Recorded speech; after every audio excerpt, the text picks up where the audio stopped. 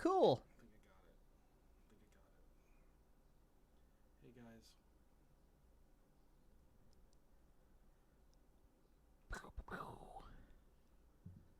Let's get... There we go. Birds are squawking right outside the Ooh. window. H3's live right now, too. Fuck them. 18,000 people watching them. Yeah, well, they're all about to come over here. They got Mark Rebier on today. That's awesome. Fucking love Mark Rebier. Hello, everyone. Welcome to the Ohio podcast. Hi, everybody. H who? That's what I'm talking about. Pat Lamont said H who? That's my motherfucking big dog. Pistol Pat. Did our Piss on Pat. did our episode last week get demonetized for the music? Yeah. It was the music that got it? I don't know. Yeah, I think it was. Yeah. I was wondering if it did.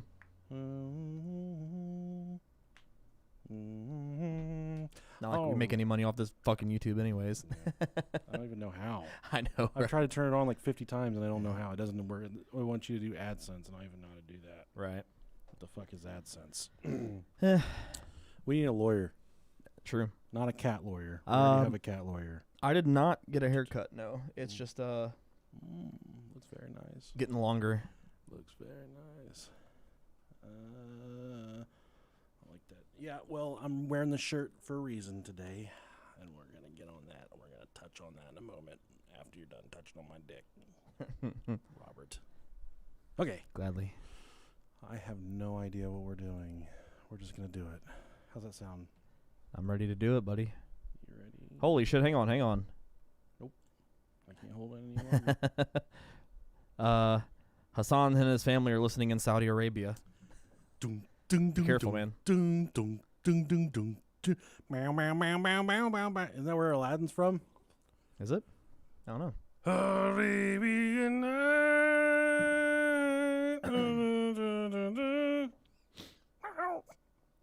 That sound like a boo? Yeah. A boo? Yeah, pretty good. Yeah.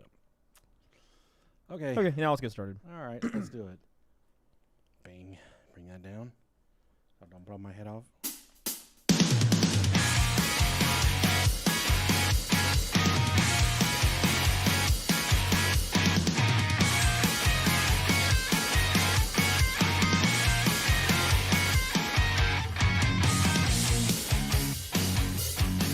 If your grandpa gives you peanut butter and jellies after he's done having sex with you, you come to the right podcast. I'm one half of the Ohio podcast. I don't have a name anymore. Okay. Doesn't matter. They call me the Delicious Nicolicious, and you're in the cream spot.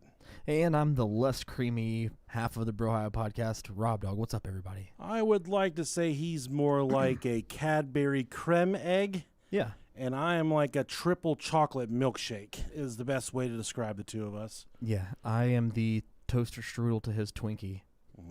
Toaster strudels. What a superior breakfast pastry. That means that you have the cream inside of you and I have it on me. Could you imagine being a Pop-Tart and going to a fucking party full of toaster strudels? Oh, man. It's not even worth showing up. Always a bridesmaid, never a bride. Yeah. Although one of my good friends that listens to this show, Mr. Joe E., he told me he takes the brown sugar Pop-Tarts and he puts them in the toaster. Yeah. Flips them upside down. And then puts butter on top of them. Yeah, I think I remember you saying that. Lets the butter rain down over the Pop-Tart. Then he injects it with a heroin needle. Hell yeah. Right in his fucking dick. I feel like the only way you're supposed to do it. And if you're not injecting your drugs through your dick, what the fuck are you even doing? Right. If you are taking drugs in your dick, send us an email, brohiopodcast@gmail.com. We'd love to hear from you. Some of you are probably on the YouTube stream, which, yes, we stream the episodes live on YouTube every week, every single week. You're probably saying, why are you wearing that Dude Love shirt? 23 years ago today, Mick Foley was tossed off the top of Hell in a Cell. Oh, man. By The Undertaker. Seems like it was yesterday. Changed the wrestling industry forever. Oh, yeah. It'll never be the same. I don't think there's a more iconic. There's not. Even if you're a wrestling fan or not, you know the scene where Mick Foley, Mankind, Mrs. Foley's baby boy gets thrown off the top of the cell, brings himself back to life, walks down the aisle, climbs back on top of Hell in the Cell, then proceeds to get half-assed choke slammed through the top of the cell to the ring below, No pillows, no air cushions involved. No. Took it straight to the fucking dome. He swallowed his own tooth. It came out of his nose. Came out his nose. As a child, I thought my boyhood dream was, I thought my hero was dead. I thought it was all over. Man. But he's going to be live going around the country here soon, and I'm going to that. We're going to go to that. That's one of the first mentions of, or not mentions, but one of the first times kayfabe was broken too, with Terry Funk running out whenever he was supposed to be. You know, he said that some of it was an act, some of it was just like he was buying time. Yeah, and he got. My favorite part of that whole scene is he gets choke slammed out of his shoes. Yeah. Shoes pop off. He's wearing those fucking lawnmower 2000s. Yeah. The dad 2020s. Yeah. Those are some bad dudes, but yeah, man. He ate that like a champ. It was a cool night to be a wrestling fan. Yeah. But we know that 98% of you are not wrestling fans, and you're here for some content. So we're going to get to the content. But first off, we're going to thank our new Patreon subscribers. Oh, yay. Last week, we did an episode on our Patreon for $1 and up. You get to hear the interview with our friend. His wife has 2 vaginas, and that's on the Patreon stream. And just that alone sent a fucking $1 frenzy on our Patreon because everyone wanted to listen to that. My wife has 2 vaginas. It's only $1. Yeah, it's only $1. Damn, dude, there is a lot of patrons. Holy shit for this weekend. Yeah, it's great. Hope you guys enjoyed that interview. It was a good time. We got $11 worth of patrons right here. Yeah. Now, first up, we got Shay Moultrie, Maui Tree. Shay Maui Tree. That's a very...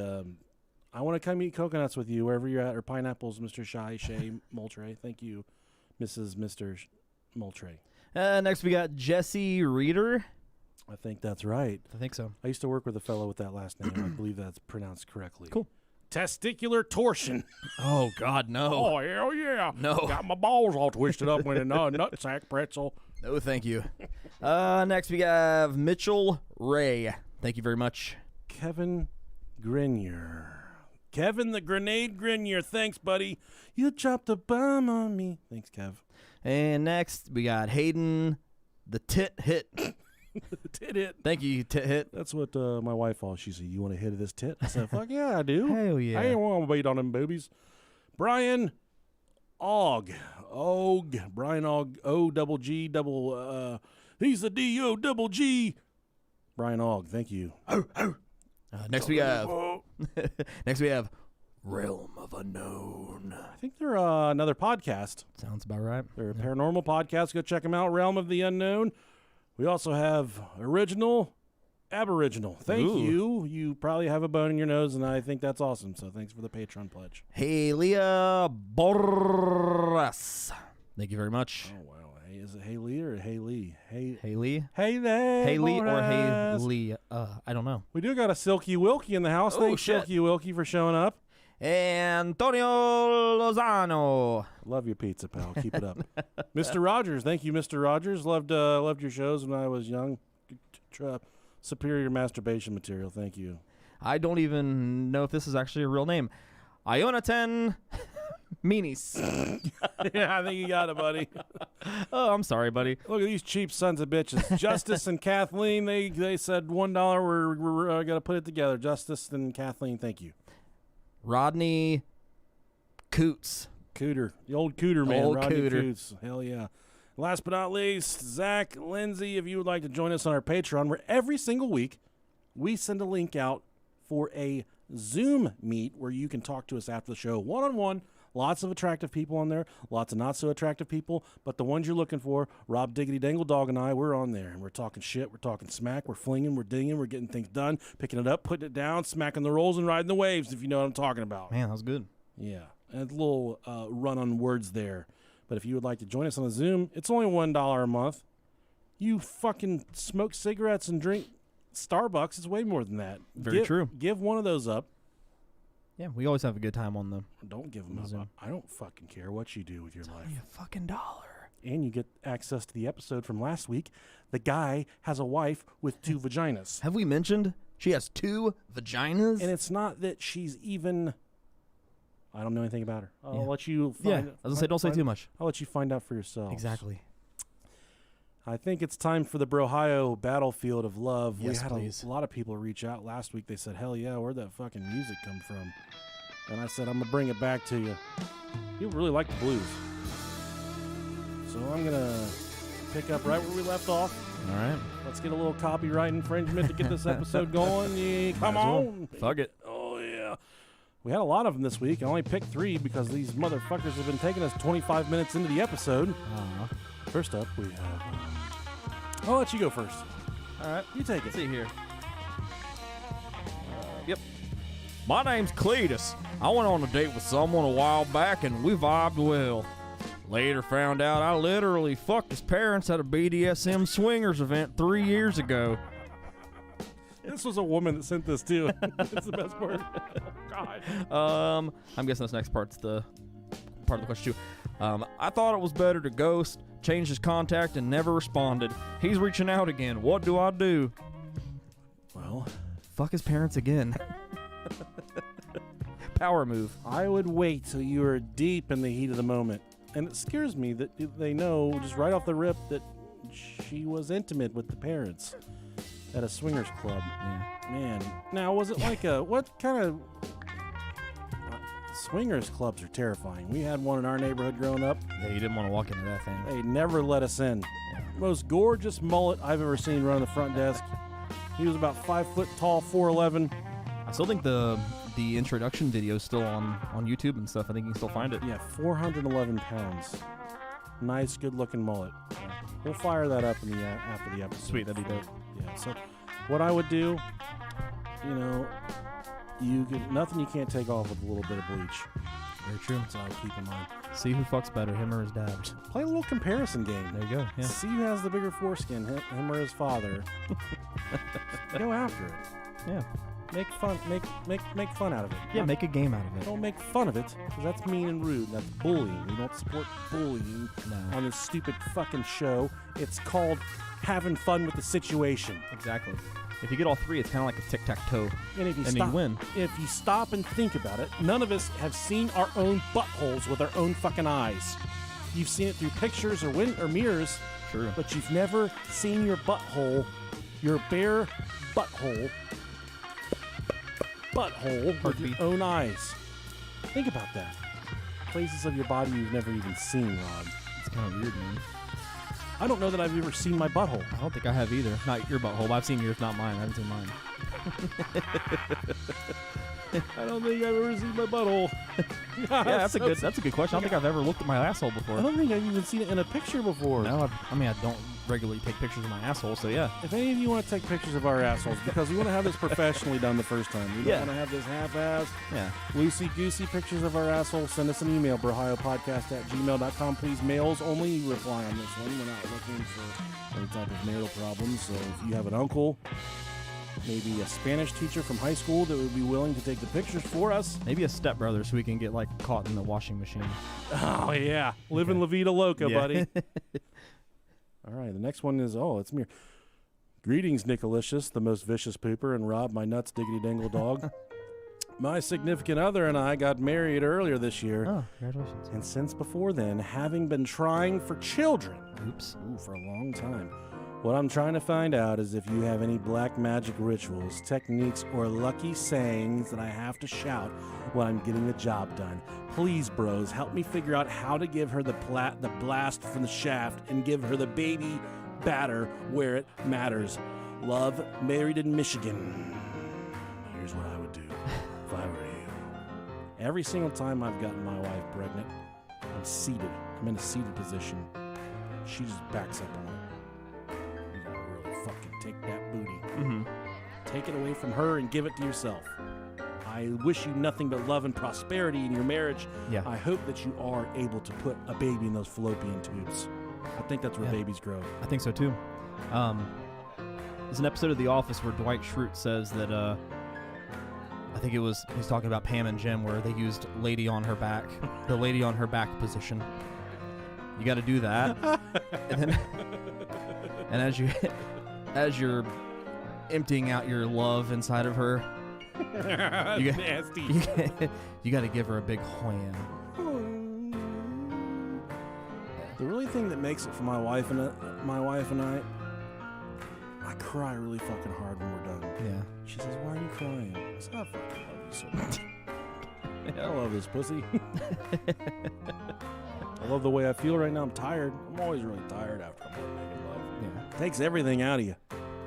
That's the one thing you have to be able to balance as well. You think you're ready for kids, but are you ready for those kids to be interrupted, to be messing with you right after you're done making love? That's Are you true. going to have the energy to do both? Married in Michigan? That's, yeah. I don't know. I don't know about your situation. I always get hungry too whenever I'm in the process or right afterwards. So sometimes I just like whenever I'm coming to just say like my McDonald's order right as I'm going, you know. Filet fish and nuggets. Number 1. What's your go-to at McDonald's? It used to be a number 1, so Big Mac meal, but now I do that fucking spicy chicken sandwich, dog. The Arch Deluxe. You remember that when we were kids? I don't remember. I remember hearing it, but I have no fucking idea what it is. Fancy ass burger is what it was. Oh, I yeah. was exquisitely down with the Arch Deluxe. Oh yeah. My dad said, "What do you want in your Happy Meal?" I said, "I'll take the Arch Deluxe, you fat fuck." It's like something they'd have in England. He said, "I'm not getting you an Arch Deluxe." The Arch Deluxe. My mom said, "Get it for him. He's hungry." Get it for him. Now she won't even answer your phone calls. And thus started my downward spiral of my health and my cholesterol and my blood pressure. Good ass burger though. There you go. Dear Bros of Ohio, I've been listening to your show while I travel across the country. Sorry, I just started out there. While I traveled across the country collecting Totino's Pizza Rolls memorabilia. Which brings me to the heart of the issue, you see. My wife and I have been fighting because she's claiming that my treasures are nothing but trash. That's some good ass shit, dude. See, what she's failing to see is that these little pockets of pizza flavor are a piece of history. True.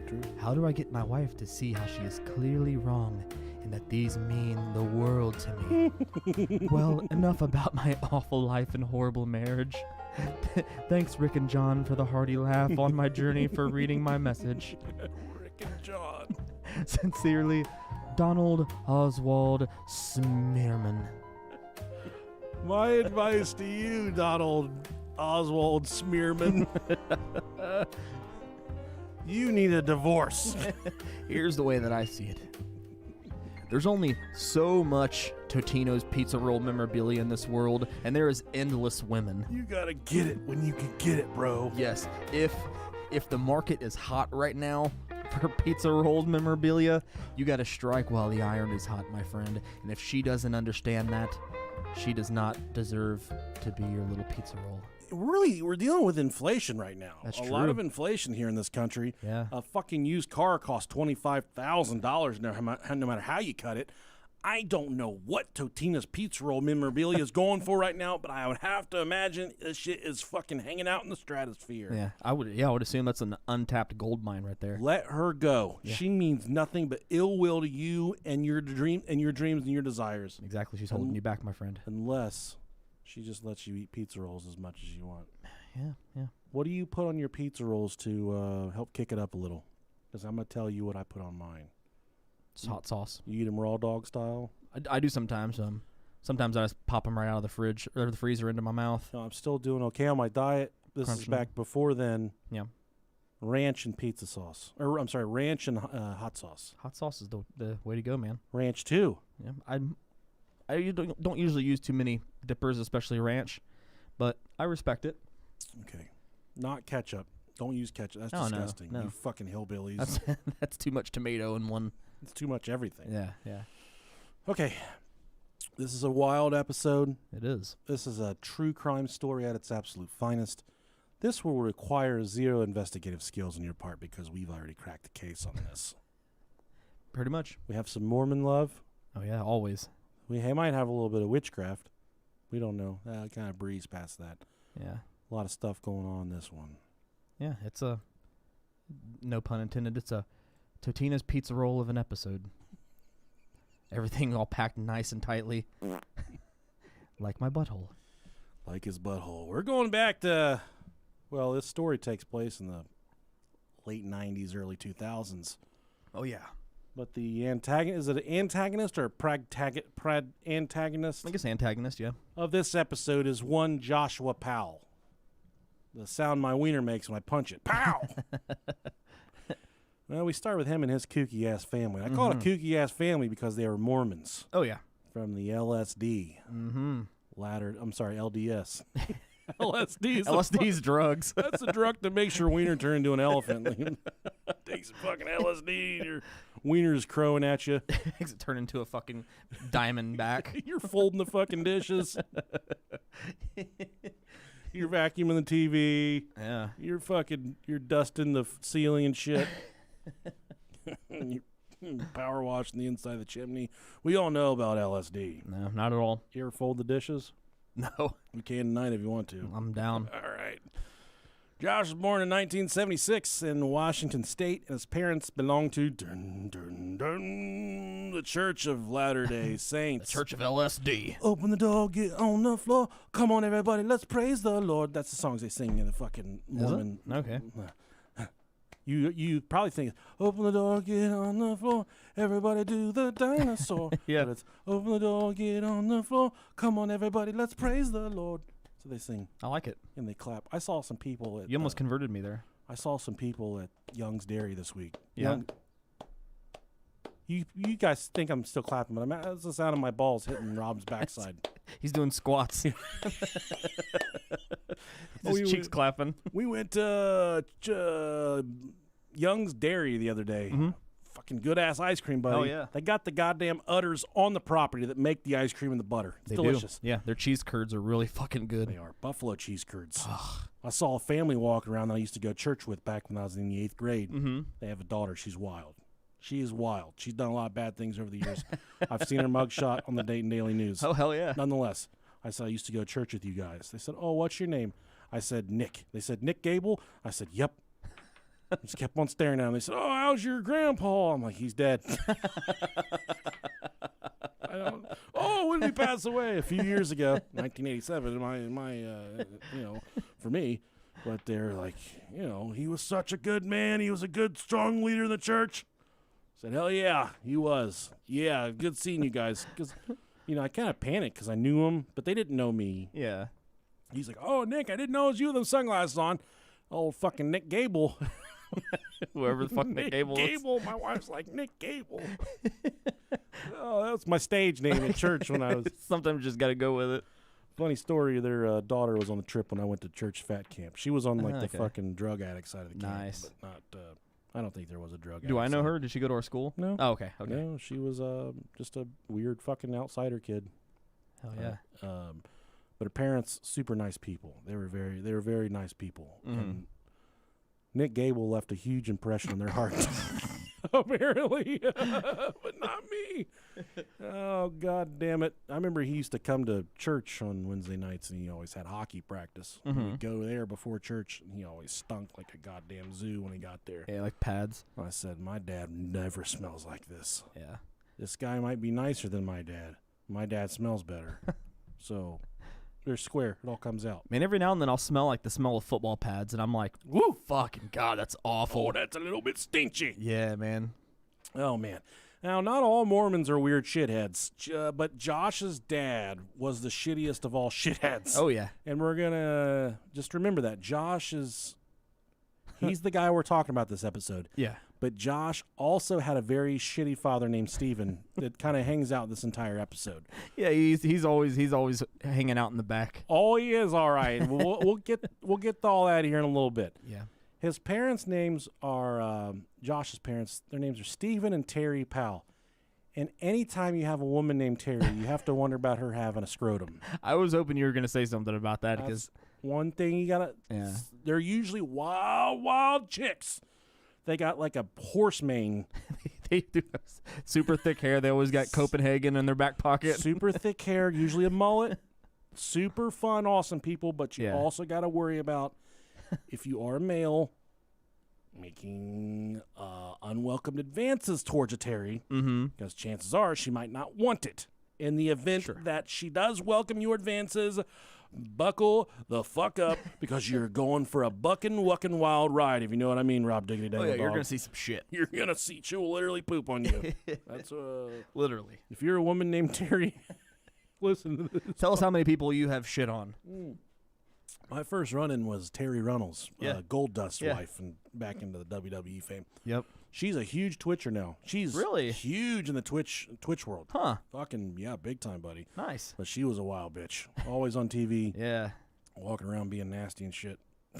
Their whole relationship was fucking wild. He did such a good job of being that character. Oh, yeah. How that character lasted for 30 years is beyond me. I have no idea, but he did a good job. Yeah. That's what happens when your dad is the American dream, Dusty Rhodes, baby. Hard times. That's what hard times is about. Hearing him talk about the creation of the Goldust character is so funny. Yeah, it is. Because he had no idea what the fuck he was supposed to be doing. Just be gay. Just go out there and act gay. He told him to be androgynous, and he had no idea what that meant, so he just went out and acted gay. That works. Josh, he was one of 5 kids. He had 2 brothers and 2 sisters. So he put all that together, 2, 2, and 1. That's 5 or 7, something close to that. Yeah. Now back to Josh's dad for a second, Steven. Josh's parents, they divorced when Josh was around 16 years old, but Josh's dad, Steve, like we said, was the weirdest of all weird fucks. He was a real wild one. For starters, he was a Mormon, and I don't know necessarily if that definitively makes you a weirdo, but in this case, that definitely was a huge contribution. It definitely doesn't help you to be normal. He thought that, and this is kind of one of those, I guess, stigmas that go along with being Mormon, he thought that he could have multiple wives. Hell yeah. But old Terry, not Cemetery Terry, not Cemetery Terry Sneaker. We're talking about Terry Berry, Suck My Harry, his wild wife Terry. She said, we're not doing multiple wives. And he said, I know you're a wild bitch, so I got to get out of here. Yeah. And there's also the, I was thinking about this for a minute. This guy, Steve, he is like a sexual deviant, just the biggest sexual deviant you've ever heard of. And I think in relation to Mormons and the Mormon faith, the Church of Latter-day Saints, the multiple wives thing. Sorry, I got a beer burp stuck for No, man. Have at it. I think it is all sexually driven. Sure. Sadly, they cover it up and they mask it with faith. They try and mask it with, oh, this is church. This is the LSD church. We're fucking dropping shit, getting fucked up, chasing squirrels and stuff. Yeah. They try and cover it up with religion, but this is all boils down to being a religion or being a sexually driven thing. I think you cracked the code. Who else would? Why in there? Listen, buddy.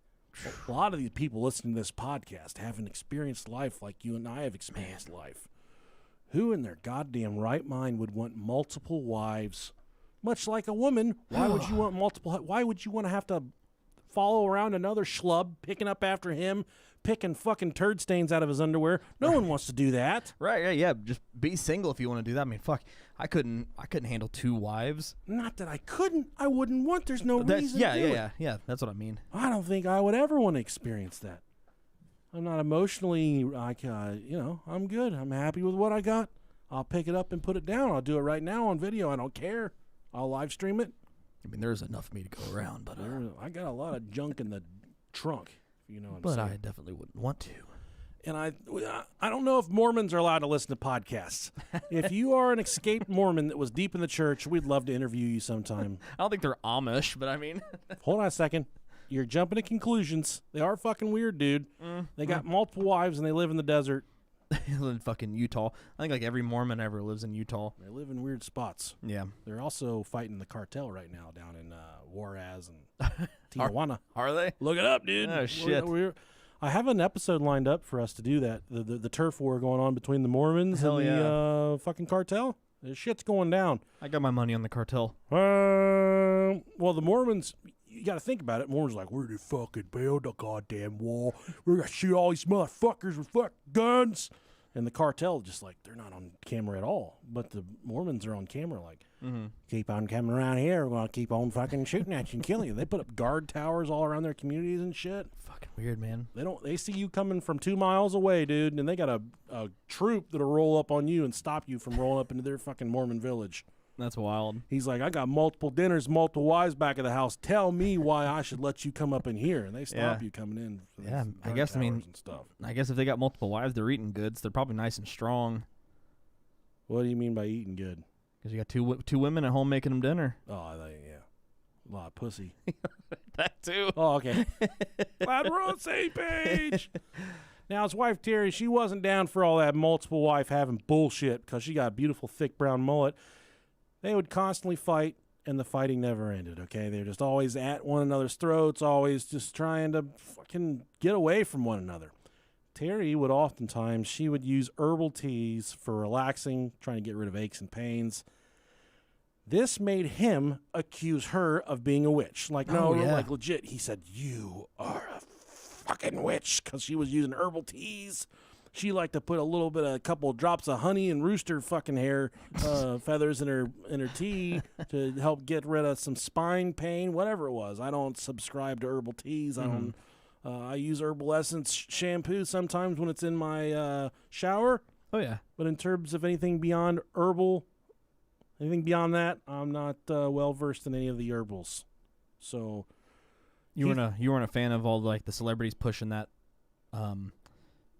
shit your brains out tea that they were pushing for the longest time. No, I don't need that stuff, dude.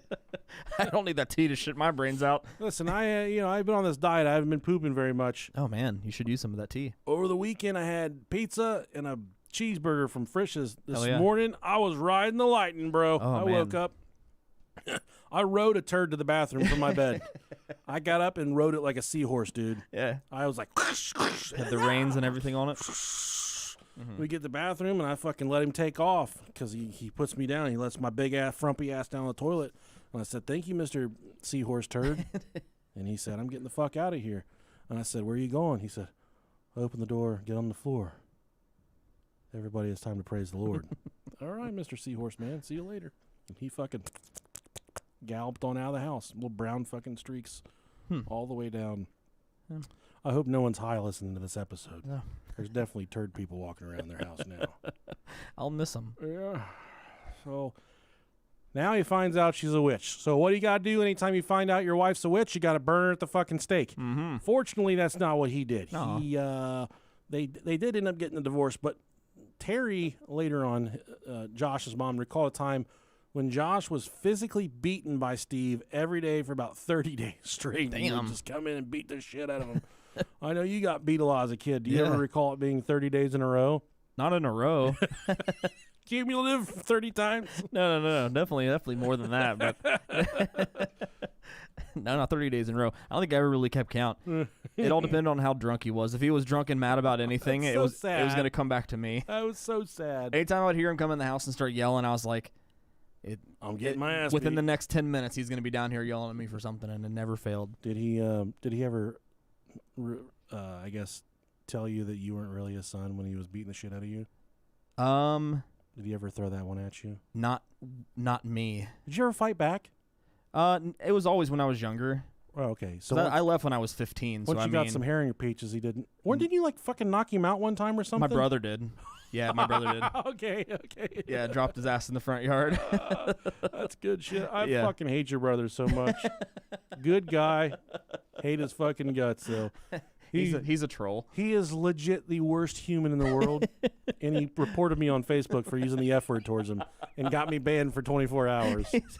He said, hey, I thought it was funny, so I reported Nick. I was like, yeah, man, he got banned for 24 hours. And all he said was, ha ha ha. Grade A piece of sludge. No, yeah. He never said that to me, and he didn't even know that I knew until I was like 14. Okay. Yeah, so they try to keep it under wraps, but it wasn't under wraps. Okay. We're going to need some therapy in here at some point. Sure. Not only was Steve abusive, but he had a paralyzing porn addiction. Oh, paralyzing porn addiction. He was too busy jerking off. He couldn't move. I can't move. I got hair in my palms. I got hair in my fucking wiener. Even at a very young age. This is so weird. He would go into his son's rooms and show them the porn that he was looking at. Oh my God, dude! No way. And this was like a hang up there was like a catalyst for their divorce because she said he would fucking go to the different kids' rooms. I think he would even show the girls the porn that he was looking at. But he would walk up in his fucking kid's room like, hey, come here. This is me railing your mom. Look at the size of the Tootsie Roll on this motherfucker right here. Look at the dick on this guy. Man, I couldn't imagine. Dude, if I had $1 for every time my dad brought porn out of my room, I wouldn't even have enough money for a potato. Dude, I can't like my dad was always so just like unnatural anyways about everything. I remember my mom tasked him with give me the sex talk, and I was just like sitting there on the floor, and he looked at me, he's like, you know, you're gonna be doing bad stuff, right? Like, look at him like, what are you talking about, bro? You're doing bad stuff, aren't you? You're doing bad stuff. He wouldn't even say the word. Like, you're doing bad stuff, aren't you? And I'm like, what the fuck are you talking about? He said, you gotta make sure you're taking care of your stuff if you're doing bad stuff. And I'm thinking in my head, I think he's telling me to wear a condom. I don't know what he's telling me right now. But that I know that he went and laid down that night, and he's like, Brenda, I talked to him. He's good. He's good now. Your mom felt so much happier. Got him a little dick on him. Got a little dick. We're going to get some custom condoms fitted on him for his little wiener.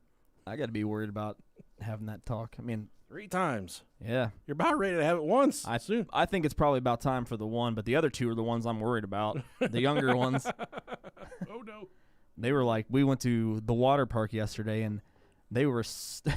I had to grab their heads and turn their heads away because they were hawking down the asses. Oh, Jesus bad. God. Yeah. And I was like, turn your head. You can't look. He's like, but I want to see the butts. Yeah. Jesus. I was like, well, I do too, but you got to turn your fucking head, buddy. I'm going to jail. It's bad. It's bad news. Yeah, there was like 5 or 6 women walking around the Kings Island Water Park in thongs. Yeah, dude. It's God bless them. Little fucking sluts. Yeah. That's all it is. God bless them. So... Josh is dealing with this. His dad's coming into his room like, hey, man, you like fucking gay porn shit, trying to get him to watch all this nasty stuff and show him stuff. And that would be weird for a teenager, in my opinion. You need another beer? I mean, I am empty. Whatever you, there you go. How about that? You got to let me try that one. Sure. He's trying to get him to watch all this nasty stuff. And that would be very traumatic for a teenager. Oh, yeah. I 100% believe that. But that was a huge catalyst for their divorce. I just can imagine your dad being your porn dealer. Man. I remember stealing some stuff from my dad, but never pornography. Yeah, not with him willingly giving it to you. That's where I got my stuff from. Let's watch this together. And if you get a boner, you don't love God. Oh, man, it's so nasty. Ugh. But this is really tough on Josh at such a young age. This is all happening at a very formidable time in his life. There was an incident where he was asked to do the dishes. His mom asked him to do the dishes. He didn't want to do the fucking dishes, so he chased her with a butcher knife and tried to fucking kill her. Damn. He was messed up, man. He had some stuff going on, some type of chemical imbalance. Heard all the kids that snorted Smarties back in the day. This is the kind of shit that they were doing at home. I wasn't snorting Smarties like Rob Dog over here. No. I was snorting glue and shit. I just ate a lot. It was all that LSD they were doing, man. It was. A lot of the LSD in the LDS church. You know, another thing, looking at the LDS, I keep on seeing that word when I'm doing the research, LDS. And I think about how unsavory it was, how politically incorrect it was that when we were in school, in elementary school, there were kids that got pulled out of class once a week and had to go to reading class. And then you'd be like, you know, where's Paul going? You know, they're taking my friend. And the teacher would be like, oh, he's LD. And that was acceptable. Just to be like. Yeah, isn't that weird? Yeah, it means that they got a learning disability. Yeah. But back then it was okay. Oh, he's LD. He's fucking stupid. He can't, what a horrible title to give someone to just say, he's learning disabled. Like, he has no chance of ever learning. He's disabled from learning. And they would say, oh, he's LD. I got a bunch of fucking LD kids in my class. And they would use that word to describe kids. They would say, it's wrong. And then I don't like it. And in at the complete opposite end, the smart kids were called the gifted. Gifted? Yeah. Like they were like fucking chosen ones or something. Later in life, the kids with huge wieners, those were the gifted ones. But not when we were in school. It was just the kids that could read good. Yeah. And then you had the LD kids. You say, hey, where are all the dumb kids going? Oh, they're learning disabled. They're going to LD class. They're going, will they go in there? They just fucking shove Jolly Ranchers up each other's noses in there? No, they learn how to read. They're LD. Yeah. So stop asking about it, or you're going with the LD kids next time, you little fat shit. Talking to me. You get up in my fucking face with that mustache. I'll punch a teacher. If I ever had to do Billy Madison shit, I would punch a teacher on the first day to set the tone and let them know that I'm not fucking around. Definitely. Yeah, we got to the high school, and all those kids were in the were in the class. They were like in the classes that they had no hope for, so they were training them to get jobs right after. Wow, that's so bad too. Jags, jobs after graduation. Oh man, they said, "All right, we know you're not going to do anything after school. You're not going to get into college, so let's." And then you have that one friend who was smoking in the 6th grade. You're like, "Hey, Bobby, why do you leave at 3rd period every day?" I work 24 hours a week at McDonald's. Yeah. It's like out. What was it called? I don't. What, Jags? It was Jags, but yeah. Didn't they have? Wasn't it called something else? Like where they actually OWE. OWE. Yeah, there you go. There you go. Yeah. I get $5 an hour at McDonald's, and I gotta go to school for fucking 2 hours a day. It's fucking awesome, dude. They were just fucking using them to pick up trash on the side of the highway like prisoners. That's shitty, man. Josh also tried to kill himself when he was between 14 and 15. God damn. It's true, man. That was a good segue. Hell yeah, dude. Fucking Bobby can't read, and He's trying to kill himself. Josh tried to kill himself. So he was obviously had some things going on inside his head that were, tough to deal with. Somehow through this divorce, their conniving-ass dad, Steve, was able to get custody of all 3 boys and 1 girl. Lucky for them. But Josh made it through his high school years. I don't even know if he went to real high school. He might have been homeschooled like an LD kid. I'm not sure. But Josh finally went off to college in Seattle at the University of Washington. He was still attending the Church of LSD, or Latter-day Saints. The LD church. He actually even joined an LD singles group, where it was a group of LDS people that were looking for spouses. Oh, man. Oh, yeah, and they would get together in these groups, hot and fucking heavy, buddy. Nothing above the ankle, nothing below the clavicle. It wouldn't get too wild, That's what's going on out there in Mormon country on the western seaboard of the United States. I would do anything to see your elbows.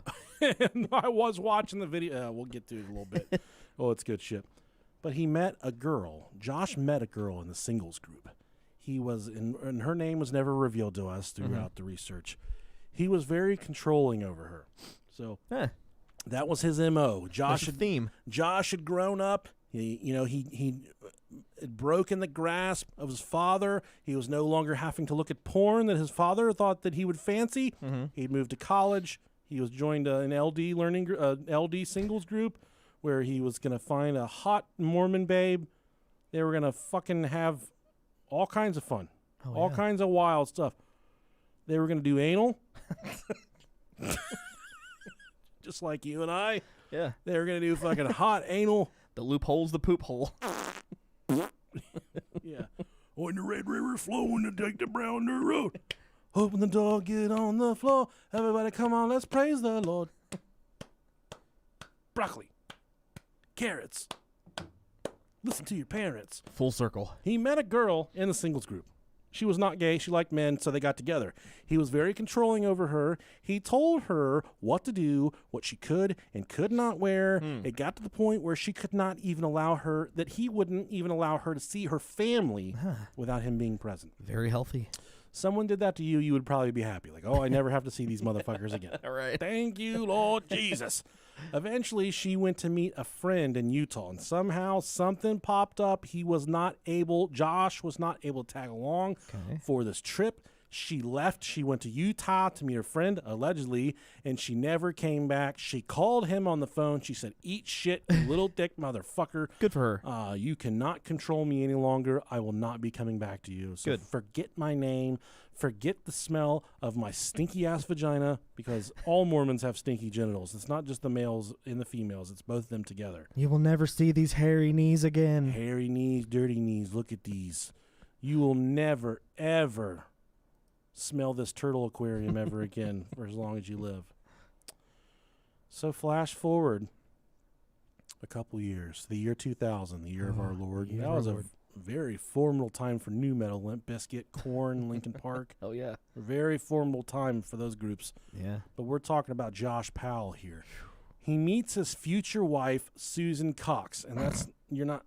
Cox. You're laughing, but it's spelled C-O-X. Oh, okay. Like Cox Railroad or something like that. Okay. Not like a cock. Yeah. Oh, okay. Okay. Good. And this was at an LDS dinner party. Okay. So an LDS dinner party is where they get a bunch of LD people together. and they all have a dinner party, dude. What? Sure, okay. I've always hated the name dinner party. Like, there's nothing partying about dinner, dude. You just fucking eat. I mean, that's a party to me, but you can barely talk because everybody's mouths are full. Yeah, it's just eating. Yeah. Like, let's get together for dinner. No, we'll call it an LD dinner party because we're going to fucking party while we do this. There's no party into that LD party. Yeah, it's really not. It's so weird. We got to change that, Rob. I hate the term potluck, too. That's a nasty word, Fucking hate it, man. What is that? I don't know. I don't like it, though. My mom, you know, back in the day, she would say, oh, it's potluck day at church. I'd say, that's a fucking nasty word. I hate God. I hate all this, Mom. I'm sick of this shit. Yeah. You won't let me have the new Marilyn Manson CD. Puff Daddy just came out with a banger. I can't even get that motherfucker. What do you want me to do here? Yeah, just call it a smorgasbord. Marshall Matters. At least that's fun to say. Smorgasbord. That's nasty. That's a nasty one, too. So, flash forward to the year 2000. He meets his wife, his future wife, Susan Cox, and this was at an LD dinner party. Mm-hmm. She was 4 years younger than him, and there was not a lot of info available on her early life. I do believe it might have just been a pretty normal life for a fellow LD kid. She was from the Church of Latter-day Saints as well.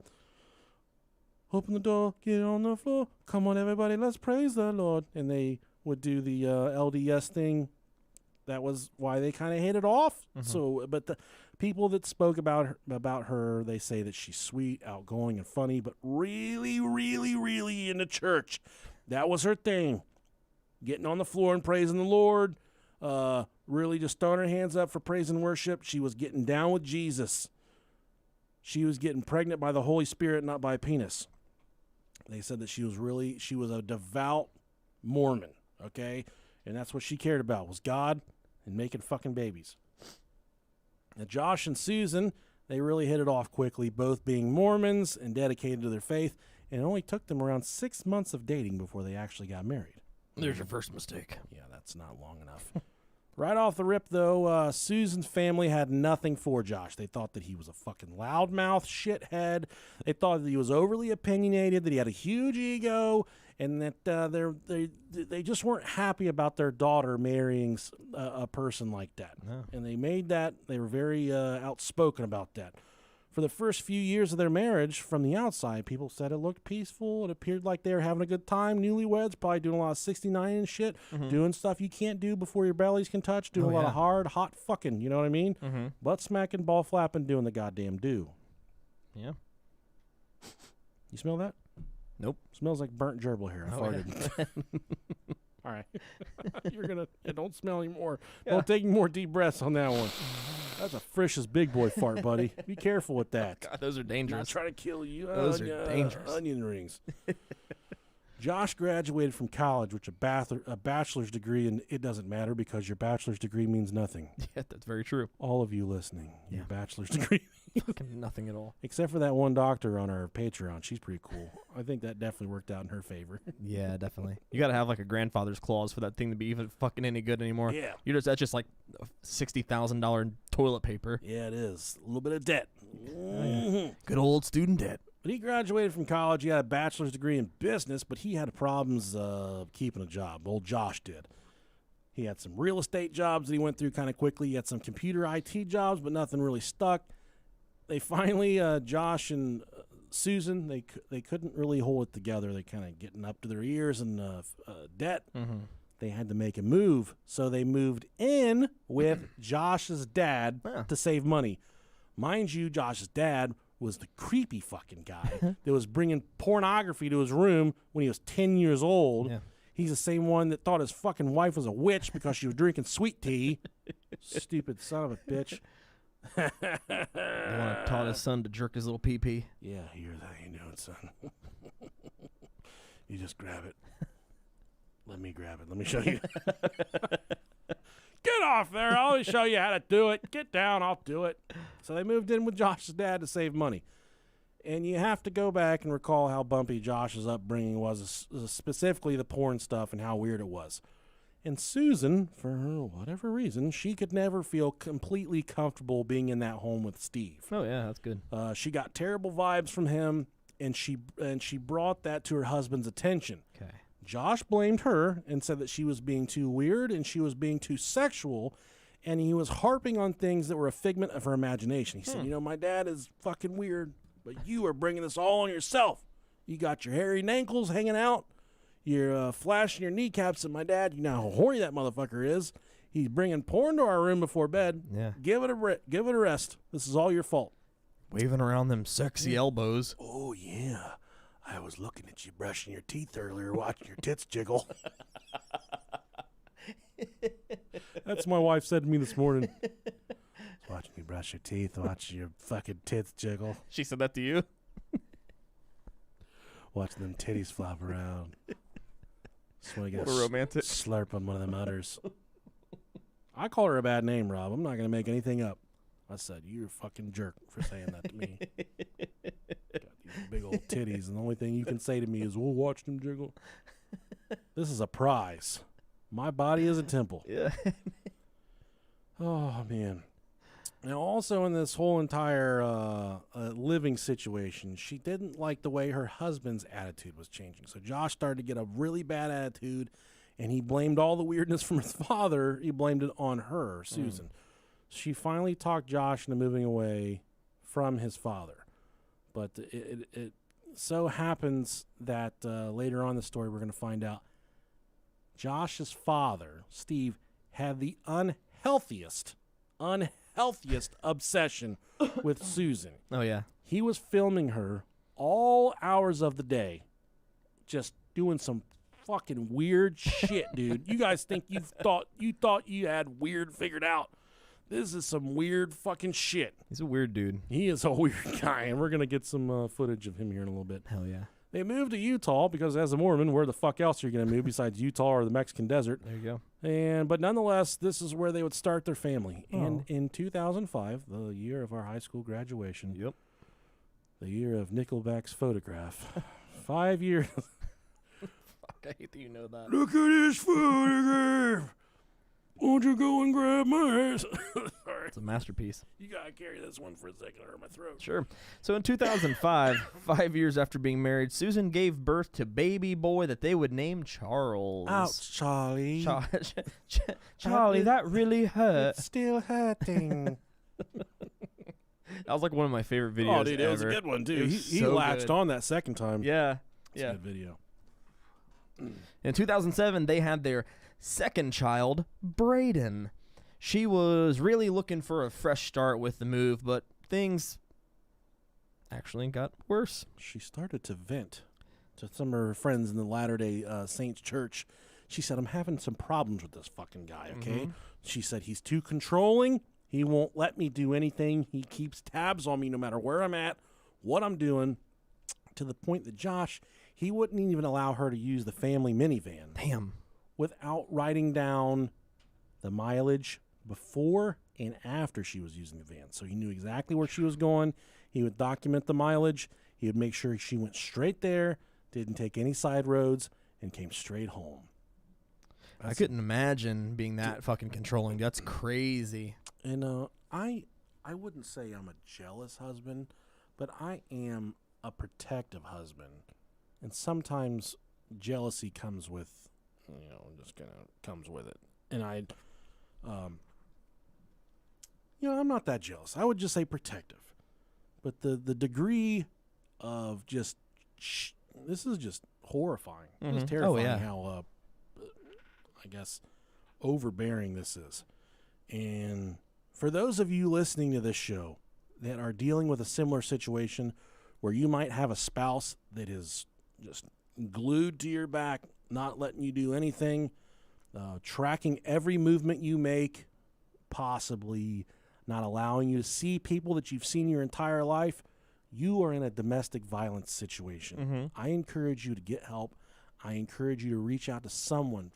Reach out to your most confident friend, when you're the most confident in, and tell them, I need help. And don't be afraid to say that you need help. I understand there's kids involved sometimes.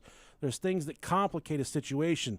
But the one thing to remember is you only have one life to live.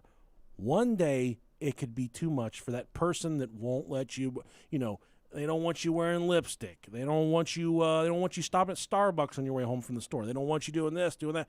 All that stuff starts to compound, and it gets worse and worse and worse until literally you are a prisoner in your own life. Oh yeah. And I encourage you. I pray that you will get the help that you need, because you are in a domestic violence situation.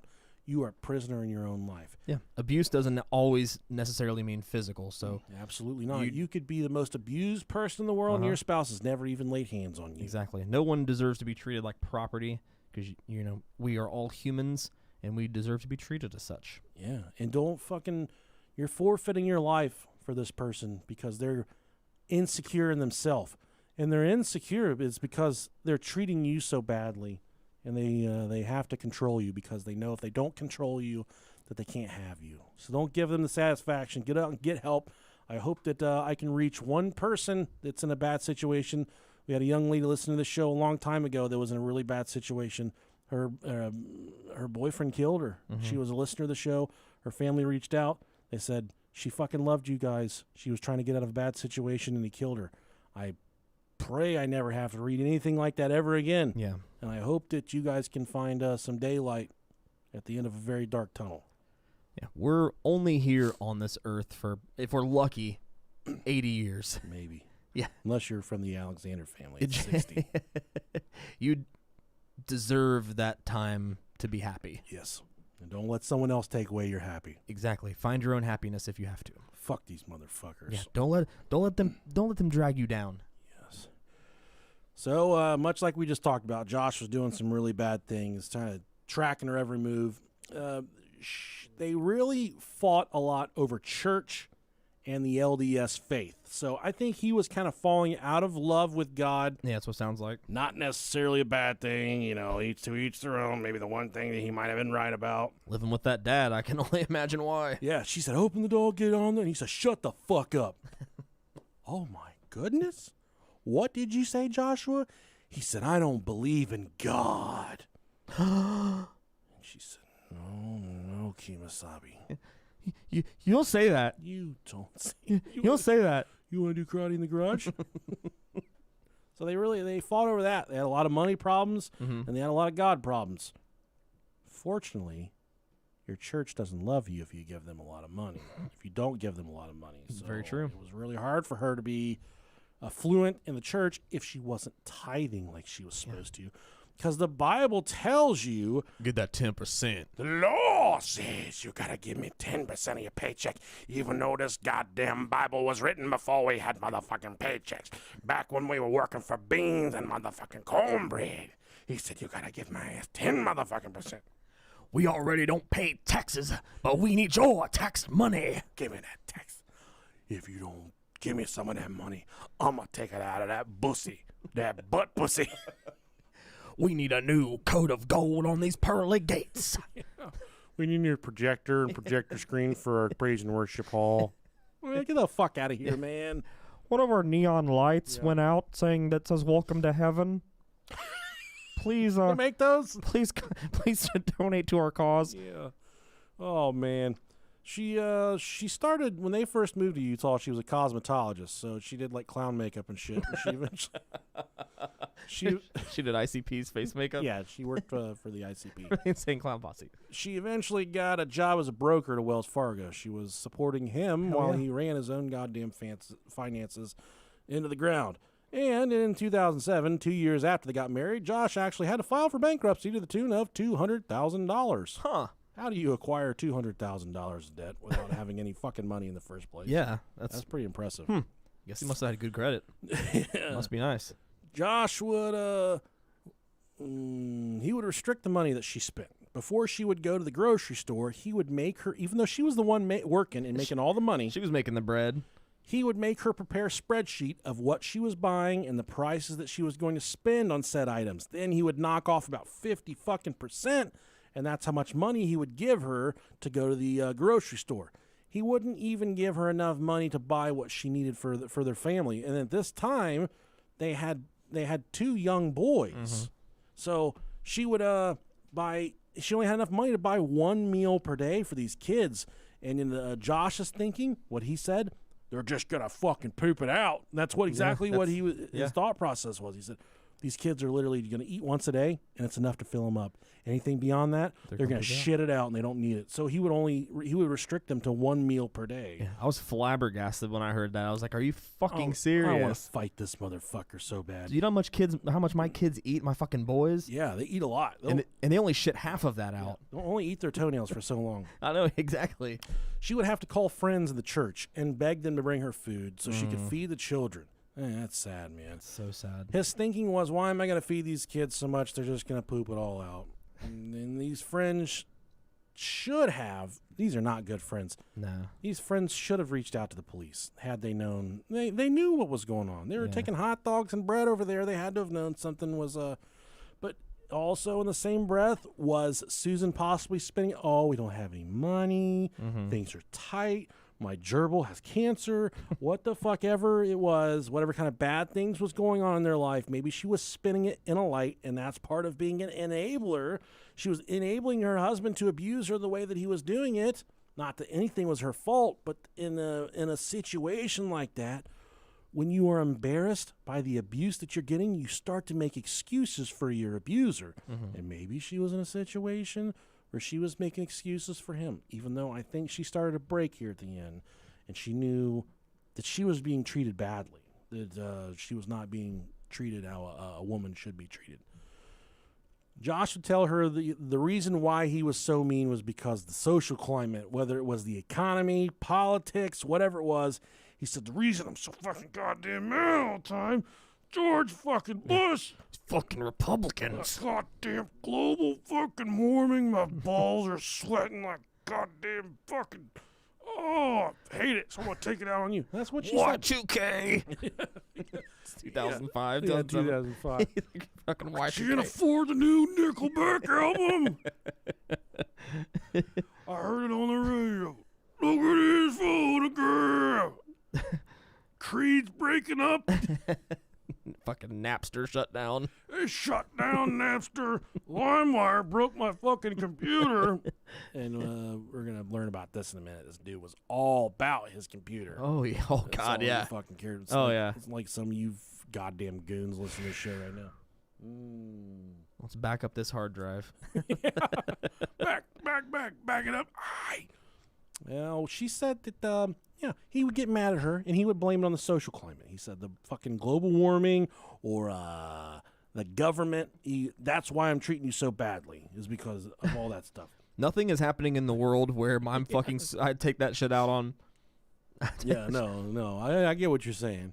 You get home, you're just like, fucking 9/11. I hope you know how bad I'm going to beat your gas is over $3 a gallon. I'm going to punch you in your fucking neck. I'm going to bite your titty, and not the good way. I'm going to bite your titty in the way it makes you yell at me when we're in the middle of sex, and I bite your titty, and you're like, you bit my titty too hard. That's how hard I'm going to bite your titty, in a violent way. Oof. Bro, Ohio battlefield of love. Every time I bite my wife's titties. Every time I bite my wife's titties, it wakes her dad up. And then If you ever had your nipple bitten off, send us an email, brohiopodcast@gmail.com. Or if you were born without a nipple. Extra points if you can mail us the nipple to our P.O. box. Photocopy. We got a movie prop dick in there one time. That was pretty cool. That was terrifying. It literally said movie prop phallus on the, because it come through customs. I don't know who mailed that. I would love to know who mailed that. But Yeah, that's awesome. she would beg Josh to take over the finances because she wanted to tithe to the church. She was a crazy religious bitch, and she would go to hell if she did not give 10% to the church. And that was what was, that's why all of the problems were happening in their life, because they weren't tithing properly. Eventually, there would be a complete lack of intimacy. In other words, they weren't having love, sex anymore. He showed her no affection. Oh, that's sad. She could pinpoint the exact 2 dates her children were conceived, due to those being the only times they actually engaged in Holy sex. shit. That is not very much sex. That's sad. He did not have a happy penis. No wonder why he was so pissed. He had a sad penis. Yeah, that was very sad. Okay. He missed the firstborn's. This is where it gets good. Yeah. Hence what I said a few minutes ago. So he missed his firstborn child's birth because he was at home. His wife had to get a ride to the hospital because why was he busy? Because he was at home backing up his hard drive. On its computer. He was making a backup copy of his fucking hard drive. Oh, honey, I think my water just broke. He's like, I've been on this World of Warcraft for 12 fucking hours. I got the coolest goddamn dragon wizard I think I've ever had. I'm the leader of my village. I'm the dungeon master, finally. I've never been a real dungeon master before. True story, I almost missed the birth of my first son. Were you working at the jail? No, I was working at a pizza place. At this time, no. Where? No, I did work at the jail then, but my wife was in the hospital. She got taken in under emergency. She was in labor. They broke her water. She was in labor for 72 hours. 72 hours. So she was not dilating. Is that right? Right term? That's where the pussy opens up and the dragon comes out. So they had her in. Doctor. Yeah, they had her sitting there for a while, so I went home to take a shower. Oh, no. What a piece of shit. And because I was there for 3 days, I hadn't been able to take a shower or nothing. And she was like, go ahead and go home. Everything will be fine. I'm like, okay, cool. So I go home. And, of course, the second I get home, I get out of the shower. I get a call from either her sister or her mom, and they're like, you need to get here. The baby's heart rate is dropping fast. Baby boy's coming for you. So I get there. Right when I run through the thing, they suit me up, and they're like, you need to get back there now. And an emergency C-section, boom, made it. Wow. That's pretty intense. I was in that room. They had him out. She was in the room, and they had him out within a couple minutes. Whew. So Bad fast. news. So fast. They can do a lot with a can opener. Yeah. And then all the other ones, like afterwards, once you have one C-section, you pretty much have to have the rest of them that way. Yeah. And the other ones was like, it was so much more calm because they were all planned, and we were like, okay, we get to pick the day. We get to pick the day. We get to pick your kid's birthday. Yeah. That's cool. It was pretty sweet. That's awesome. Yep. Yeah, so he missed the firstborn because he was at home backing up his hard drive. Saving his porn. So she had to get a ride from her parents to make it to the hospital when she was giving birth. She threatened to leave him many times, but he said, you won't leave me because I'll take these fucking kids away from you. And then possibly some type of odd foreshadowing, kind of frantic, Susan made a home video. So they have 2 kids at this point. Things are just not good. They're really bad for her. He's kind of jerking the chain on everything she does. He won't let her breathe. He's suffocating. He's abusing her. It's bad. She's in an abusive situation. So she makes a video under the advice of an attorney inventorying everything inside their home of value. At this time, they'd try to go to counseling, and he would go and just shut down, and he would get nothing from the counseling. So she talked to this attorney. He said, inventory everything in the home with a fucking video camera. Mm-hmm. So that when he starts hawking everything, we have record of it. Are we playing any audio from that? Oh, yeah. Oh, good deal. Yeah. She's so snarky in it, and I love it. This is her inventory in the home right here. This is me. July 29th, 2008. It is 12:30. I'll tell you that much. I'm going to say this in the most Christian way possible. Out of the term you just used, Bible banger. Yeah. I would use one of those words to describe her. Bible. She looks like a Bible.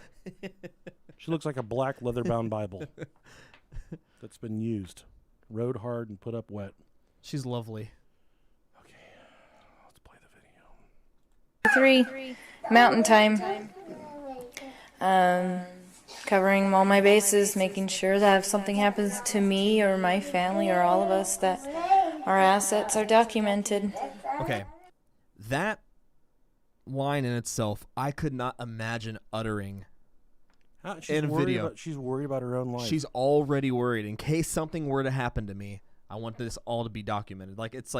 It's foreshadowing in its fullest. You know what I mean? She knows that he would kill her. Yeah, she knows fully that he would kill her. Right, and I just couldn't imagine having to document this and say this on a video. hope everything works out and we're all happy and live happily ever after as much as that's possible. And she rolled her eyes. This is Josh's computer, and there's some type of backup device and speakers. Here's the kind of pimping out stuff he's done. This is literally the biggest piece of shit computer I've ever seen. It's so bad. He told her, like, "Oh, I'm pimping out my computer." Look how it's laid out. It's fucking awful. Dusty and nasty. Yeah, it looks like he shit in it and closed it. To his computer. Like Josh locked this, but this is all of his files. See? Locked. Huge filing cabinet. Those are his files. Here is a rigid saw. I don't know the differences. I think this is a chop saw. It's a miter saw, Robert. There you go, miter saw. My bad. No, it's okay. Oh, there we go. It says Oh yeah, okay. Yeah. miter saw utility vehicle MSUV. This is all stuff bought in a year or less through Home Depot on my credit. Oh, Josh bought a lot of stuff and then he had to bankrupt it. And then he bought a little bit more on my credit. Josh felt the need to pull the mirror out and cut more holes in the wall. Said he was going to make shelves. That didn't happen. And I had necklaces too. I don't know where those are. Just out in a rage, as you can see, and broke this. There's studs and pearls and opals in there. Broke this and threw all my DVDs and made a mess. Because he was angry at me about a year or two back. So that was her doing it, and this was the original video was probably around 20 minutes, and it is just rambling. And it's not, man, I hate to say it, but you can tell this is a woman that's had enough. Yeah, you can see her, or you can hear her pointing out all these things like, oh, this is Josh's. Oh, this is Josh's. Oh, this is the fucking hole he put in the wall because he wanted to put shelves in it. Yeah. These are the things that he bought on my credit because his fucking dumbass had to go bankrupt because... Rightfully so. She's had enough, man. Yeah. She's going through all these years of just being pushed down in the ground. Yeah, She'd had enough. The filing cabinet with that he kept locked so Dude, she couldn't get into if it. I had a filing cabinet in my house that my wife couldn't open... Oh, my God, yeah. I would come home and my wife would be like, guess what? I got your filing cabinet open and I burnt the fucking house down. I'm like, oh, cool. Sorry for locking up my filing cabinet without, that's sneaky. I'm kind of... Very much so. I subscribe to the plan that, and if you're not doing this, then, I don't know, you might need to go to some fucking counseling or something. You guys share everything. Not necessarily share everything. I mean, you can keep some privacy, but I think you, in terms of your social security card, I think your wife should know where that's at. In terms of yeah, I don't even know where that's at. She does. your banking password. Yeah. If you have separate bank accounts, I think your spouse should have access. As long as you're not in a relationship like this. Yeah. But I think if you're a cohesive relationship, you guys are getting shit done together. You guys should have I would, my advice be share the same accounts. Why the fuck not? Yeah. A lot of people and Rob and I are kind of in the same situation. Our finances operate the same way, but I know a lot of people, they don't share a bank account with their spouse. Yeah. I know very, very strong couples that do not share bank accounts. They have a mutual account, and they say, all right, here's how much the bills cost. We're each going to throw enough money in here to make sure the bills are paid. In the event that something needs a little bit more, we'll hash that out. But we each got our own accounts. We throw some money in the middle to pay all the bills. And that's the way it works. My dad's calling me. He's probably want to talk about your fucking van, but I don't have time for it right now. I'll call him back. We'll call him after this. Yeah. So, I don't know. I could see it working either way. Honestly. So don't take my words to heart there. With all this in mind and the ominous tone in her voice, obviously, a short time after this video, on December 7th, 2007, she was unfortunately a no-show at the daycare, and they frantically tried to reach her. They called Josh and Susan both, frantically trying to reach them because she was very meticulous about the time that she would drop her kids off. Mm-hmm. She was never late. She never dropped them off at any other time than when she was supposed to, and she didn't show up that day. She didn't call. She was always very prompt with her drop-offs. They eventually reached out to Josh's sister. I want to say it's either Jennifer or Rachel. I can't remember. But they eventually reached out to their emergency contact, which was Josh's sister. She was one of the sisters that did not live with Josh and his father growing up, so she came out pretty normal, comparatively speaking, to the other ones. And it was, at this point, everybody in the family started trying to reach both of them. So Josh was unreachable. Josh was gone. They were trying to call Susan. They couldn't reach Susan at all either. The kids are missing. Man. Josh is missing. And Susan's missing. So then Josh's sister, who was the emergency contact, she goes over to the house, and there was no answer at the door. So she presumed that since the doors were all locked, there was a chance that they had possibly been affected by carbon monoxide poisoning inside the house. Why she got that vibe, sometimes females just fear the absolute worst, and my wife is that way as well. Yeah, whenever I heard that, I was like, the first thing that she thought of was carbon monoxide poisoning. I was like, oh, that's pretty intense. That's astute, I guess. Yeah, I guess. So she calls the police, and she says, I think my brother and my sister-in-law are inside dead from carbon monoxide poisoning. So the police break into the house. I guess there was enough probable cause there. I'm not an attorney. I'm a cat attorney. I'm a cat lawyer. Police break in, and I shouldn't say they broke in. The police forcibly entered the home. They get inside the house, and there is no one inside the residence belonging to Susan and Joshua. But there inside the home was the cellular device and the wallet belonging to Susan herself, which was kind of weird. Nobody home, but her phone and her wallet's laying there. Definitely not normal. Another creepster thing they noticed when they walked in. So there's two big box fans pointing at wet spots on the carpet, like they were attempting to dry some wet spots on the carpet. You gotta go, you gotta go. You gotta go. Open the door, get on the floor. Everybody come on, let's praise the Lord. They were not praising the Lord this day. They were not doing it. Nah. So they got some wet spots on the carpet. Nobody home. That's all they have to go off of. As a detective in this case, you're like, fuck. I hate my fucking job. There's nothing. Oh, man. So they, both families are frantically calling Josh and Susan. Then around 5 or 6 p.m. that night, guess who rolls up in the fucking driveway? I wonder. Josh with the 2 kids, and the wife, Susan, was not with them. And the neighbor says, hey, fucker, everybody in the world's looking for you right now. Hey, buddy, where you been? He said, hey, I know the Mormon police were up in here. They're looking for you. They said, hey, if you see this guy, give him a little note, give him our card, tell him we're looking for him. Yeah. It was the Canadian Royal Mounted Police. They were searching for mooses. They're up on mooses. I don't know why everyone's talking like this. It was Utah. I don't know. I think they talk like that in Utah, right? Yeah, it sounds about right. Canadian, Utahans. What's the word for Utes? Utes. I said Utahans. Utanians. Utanians. So Josh goes to the police. He says, hey, policeman, were you looking for me? And the cop says, yeah, I was fucking looking for you. Where have you been? Where you been, dipshit? And Josh said that, last night around 12 a.m., the kids decided that they wanted s'mores. Aww. Delicious, yummy s'mores. So he drives them at 12 a.m., 2 hours, to Simpson Springs. Mind you, this is December, and they're in the middle of a fucking blizzard.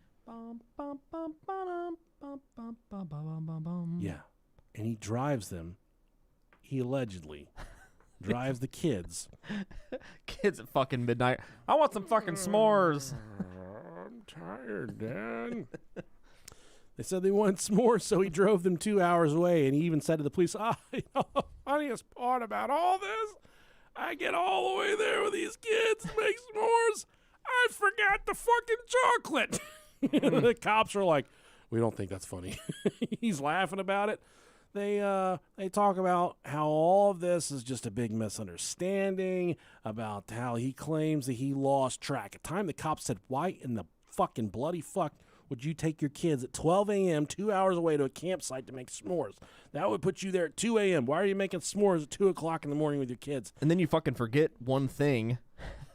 One thing you went there for. Yeah, you need 3 things to make s'mores. Yeah, and he's like, and you forget one of the 3. And he says, this is completely normal for me. I've lost track of time. I know exactly what I'm doing. I lose track of time a little bit. So, okay, the cops are giving him a benefit of the doubt at this point. Still missing is his wife, Susan. He said, "Oh, Susan, she's fine. She's probably hanging out with her friends. She's probably out doing something." Mind you, He never let her do fucking anything. she could never. Yeah. Never. Even maybe think about doing something like that. But all of a sudden he's like, "Oh, no big deal. Conveniently. No big deal. Nothing going on here. I would really like to have multiple wives." He's a fucking cunt. He is a cunt. He's a cunt. He's a fucking cunt with a fucking K. And I'll tell you, man, this should have been enough here for the cops to be like, "Get in the back of the fucking cop car. You're Yeah. going." But it wasn't. Yeah, they're like, oh, okay. "Oh, that sounds pretty fucking cool. Who do you think she's hanging out with? You think she's okay?" And they didn't arrest him at this point. 3 days later, 3 fucking days later, the police were not buying his story about his wife Good. because she still had not resurfaced at this point. Yeah. And she was obviously not hanging out with friends. So they went to the campsite where he said he was making s'mores. They found no evidence of a campfire, but they also found no evidence of a struggle as well. So he's obviously lying about taking his children 2 hours away to a campsite to make s'mores at 12 a.m. They did, fortunately, at this point, bring him in for questioning. This was the 3rd time that they had questioned Joshua, but this specific incident, this is where he lawyered up, and we're going to play that audio now. All right. When did you guys get married? What year did you get married? 2000.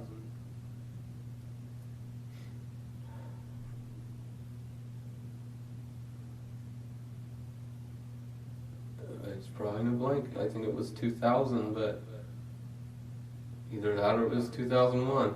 Bro. That's sketchy. Bro. Your wife is missing. You're brought into the police station. They Yeah. ask you when you got married, and you're just like, tough question, detective. Getting my And the way he's sitting there, like, he just Oh, he just he looks like he's looks just like being inconvenienced. doesn't care at all. Yeah. He says, "Let me get in my time machine and go back to my wedding and look at my fucking watch, detective." Yeah. Okay. It was in April. April? Yeah, actually April 6th. Okay. And you're going to have to wait here with us. This is the big, this is where the hammer drops right here. Yeah. Because while they're interviewing him, Joshua, one of their sons is being interviewed in the next room. And their son dimes him out. The son says, "Mommy was in the trunk of the car." So the detectives hear that, and that's when they tell Joshua, "You ain't going nowhere, motherfucker." You're not going to go anywhere. One of our detectives just interviewed your children. And your children are telling our detectives that Mom went with you guys last night. And that she didn't come back. She did not go with us. Okay. Well, with that, just getting that information, you're not going to go anywhere. I'm not going to let you leave. I'm going to detain you. You sit right here. If you want a lawyer and you want to talk, or you want to change your mind and talk, or take a CVSA test, then we can do those things. But Now with that in mind, They know that she didn't go with us. well, here's the thing, kids are very honest. That's one thing I've learned in the years of doing this job. That when kids talk to us, we'll listen because they're honest. And they never lie, they don't make things up. So if they're saying they were with you, they were with you, Yeah. No point. okay? I mean, she was with you. So I have to believe the kids.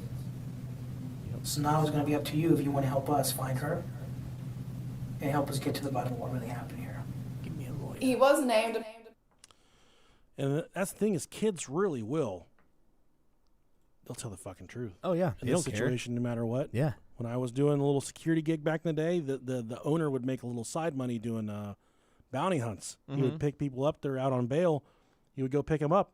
And we went on one, someone we were picking up, we were doing bounty hunting or whatever. Yeah. And we go to the house, and the owner of the company I work for, we go in, they're like, we're looking for this guy named DeMar or something. I can't remember his name.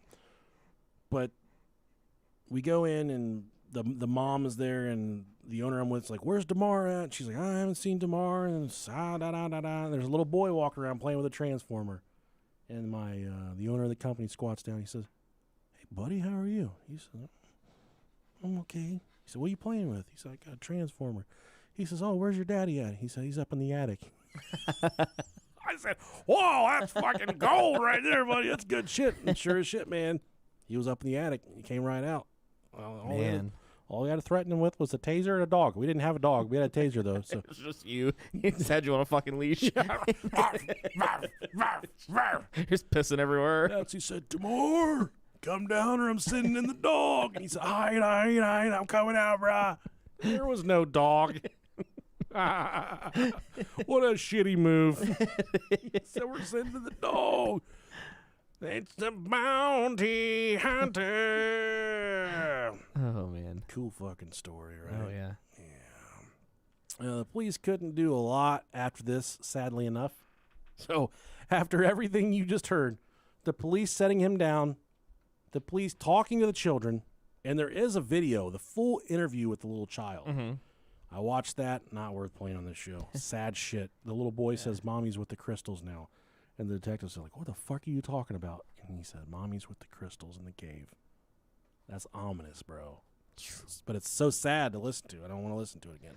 Yeah, I'm not about the whole mentally scarred kids thing. That's that's not fun. Yeah, the police, they couldn't do anything because they didn't have any evidence. There was no evidence of a murder. There was no evidence of anything happening. All they knew is that the little boy said Mommy went along, didn't come back. That could mean a lot of different things. Sure. I kind of said in the beginning, I said, "Oh, well, he said Mommy's in the trunk." Well, he didn't say that. He just said that Mommy went along, didn't come back. Not necessarily enough information to convict somebody of murder or kidnapping, abduction, whatever it is. To this day, spoiler alert, Joshua has still never been charged with murder. Yep. But we'll get there in a minute. Yeah, more on that here shortly. And this is very suspicious. 1 month after his wife disappeared, he moves abruptly with his dad and kids to Washington State. So they were living in Utah. They moved back to Washington State. At this point, the police secure a search warrant for the family minivan, the new house they were living in, and the old house. And the minivan and the old house. They could not find anything, any type of evidence at all to help them move this case along. At this point, it kind of started to hit the media. And Josh was very accessible to the media, and boy, was he a fucking idiot when he talked to the media outlets.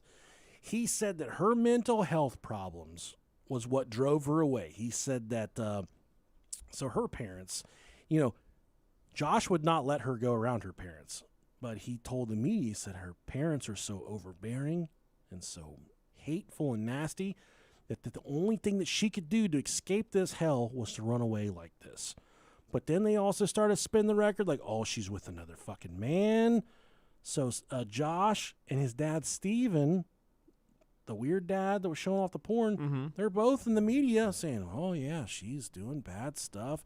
She was a sexual seductress. She was all these things, making up all these lies about how all she cared about was fucking sex. They are fucking once a year. So, no, she wasn't sexually driven, but they tried to spin this web of lies about her in the media to make it seem like she ran out on her family because she was a sexual deviant. The dad didn't know otherwise. He was not, I don't think he was necessarily hip to what actually happened to her, but nonetheless, he was so just clouded with lust for her that he bought into the story that, oh yeah, she's a sexual deviant. And it like turned him on to talk about it. I was going to say, you could tell he was like super into it. He's like, I could have fucked her. Yeah, and Josh went to the media and he said that she was mentally had things wrong with her, and that's why she left. And here's one of his interviews from the Washington Post, I believe. Fucking weirdo. So you're going to hear Josh giving his accounts, and he just totally sounds guilty of everything. But then right at the tail end of the interview, the creepy-ass dad, Steve, swoops in. Yeah, takes the creep factor up a notch. All its glory. Be sleeping? Weren't they sleeping? People who know me know that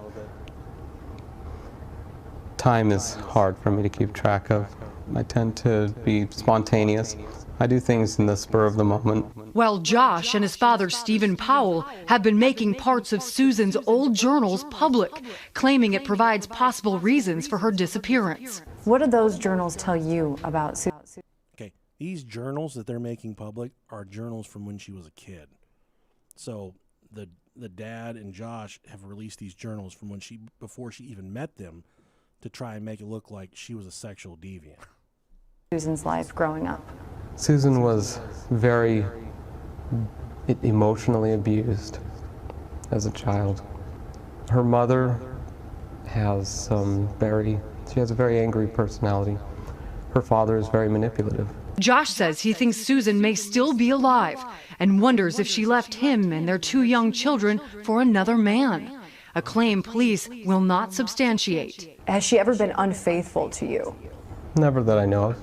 Then why do you think that she would just run off with another man? She's a very sexual person. I mean, I'm her father-in-law, and she would do a lot of things that I mean, she did it, I did. I mean, we interacted in a lot of sexual ways because Susan enjoys doing that. Now, on the That dude a fucking creep or what, man? Take a swig of that, boy. Hold on, I gotta pee first. Go ahead.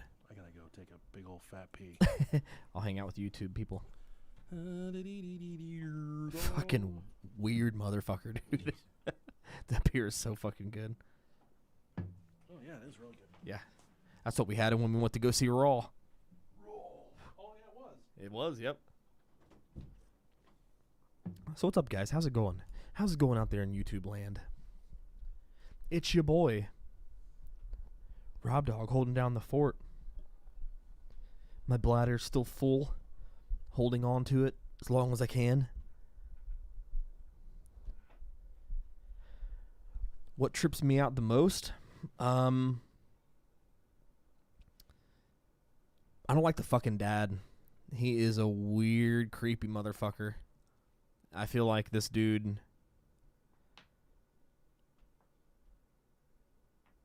I just don't fucking like him. He's a piece of shit. Lori Beth, I was gonna ask Nick about setting up another interview with her because I want to tell her to come on this cruise.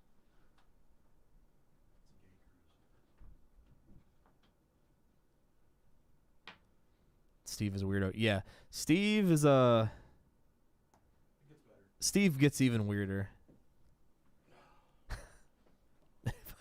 It literally, it's like a never-ending rabbit hole with this fucking creepy bastard. His voice made me gag. Yeah, pretty much. That's yeah. He's hot. Nah, he's a slime ball. How'd the double vagina thing go? It was great, man. That's what you're into. I like the good old-fashioned univag, but hey. We should start a company called Univag. Univag. Univag United. Univag. Univag International. All right, let's get back into it. Ooh, nice. Yeah. Where am I at here? I don't know.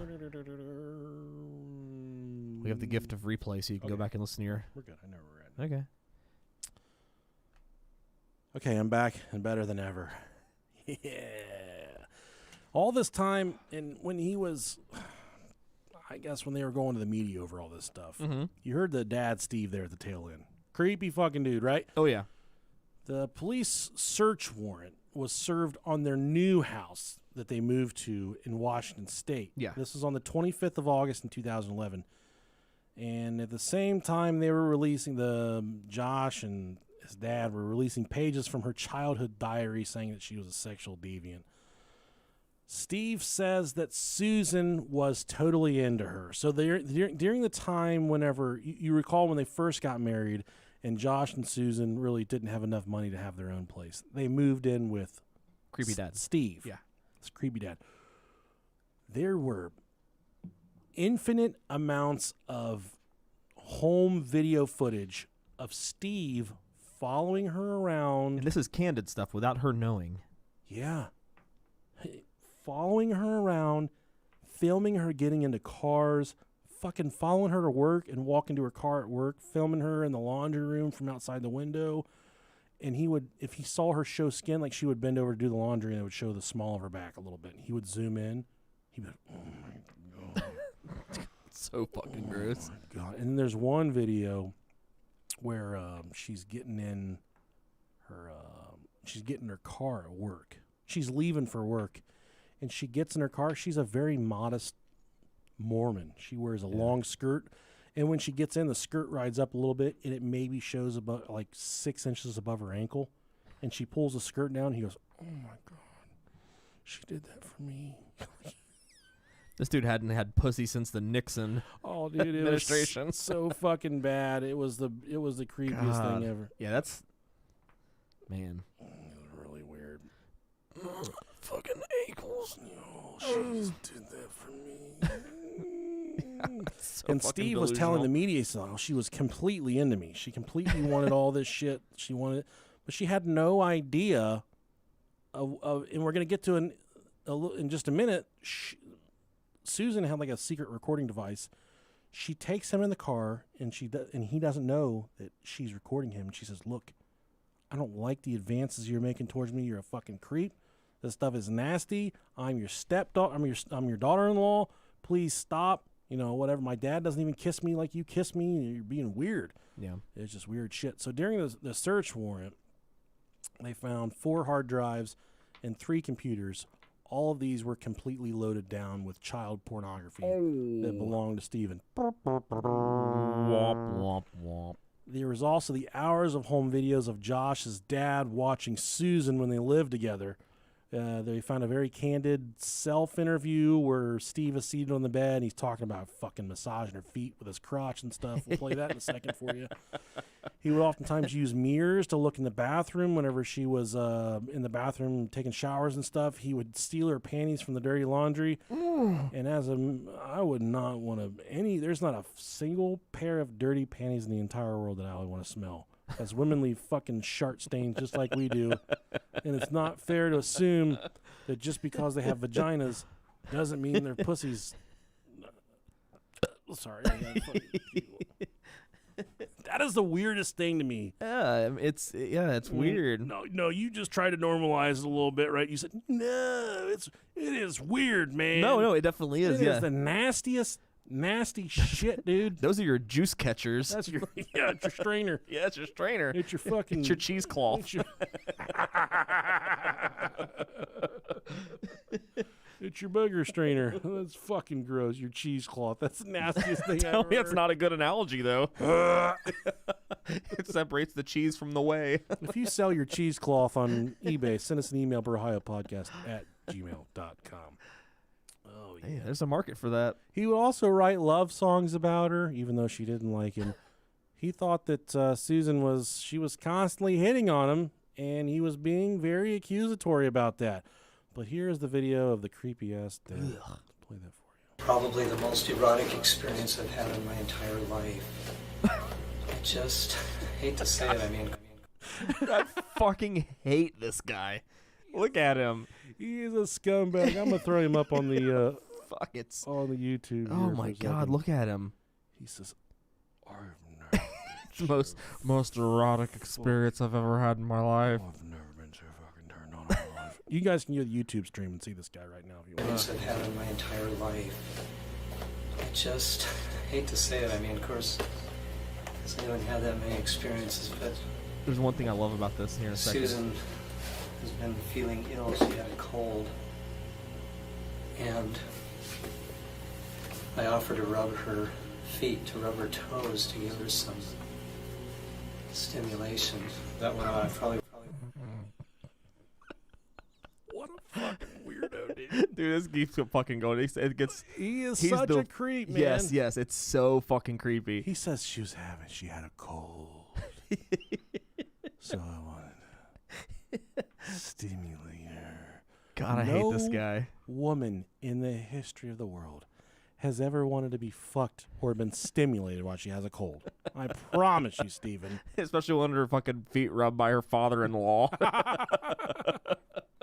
Her toes to give her some stimulation.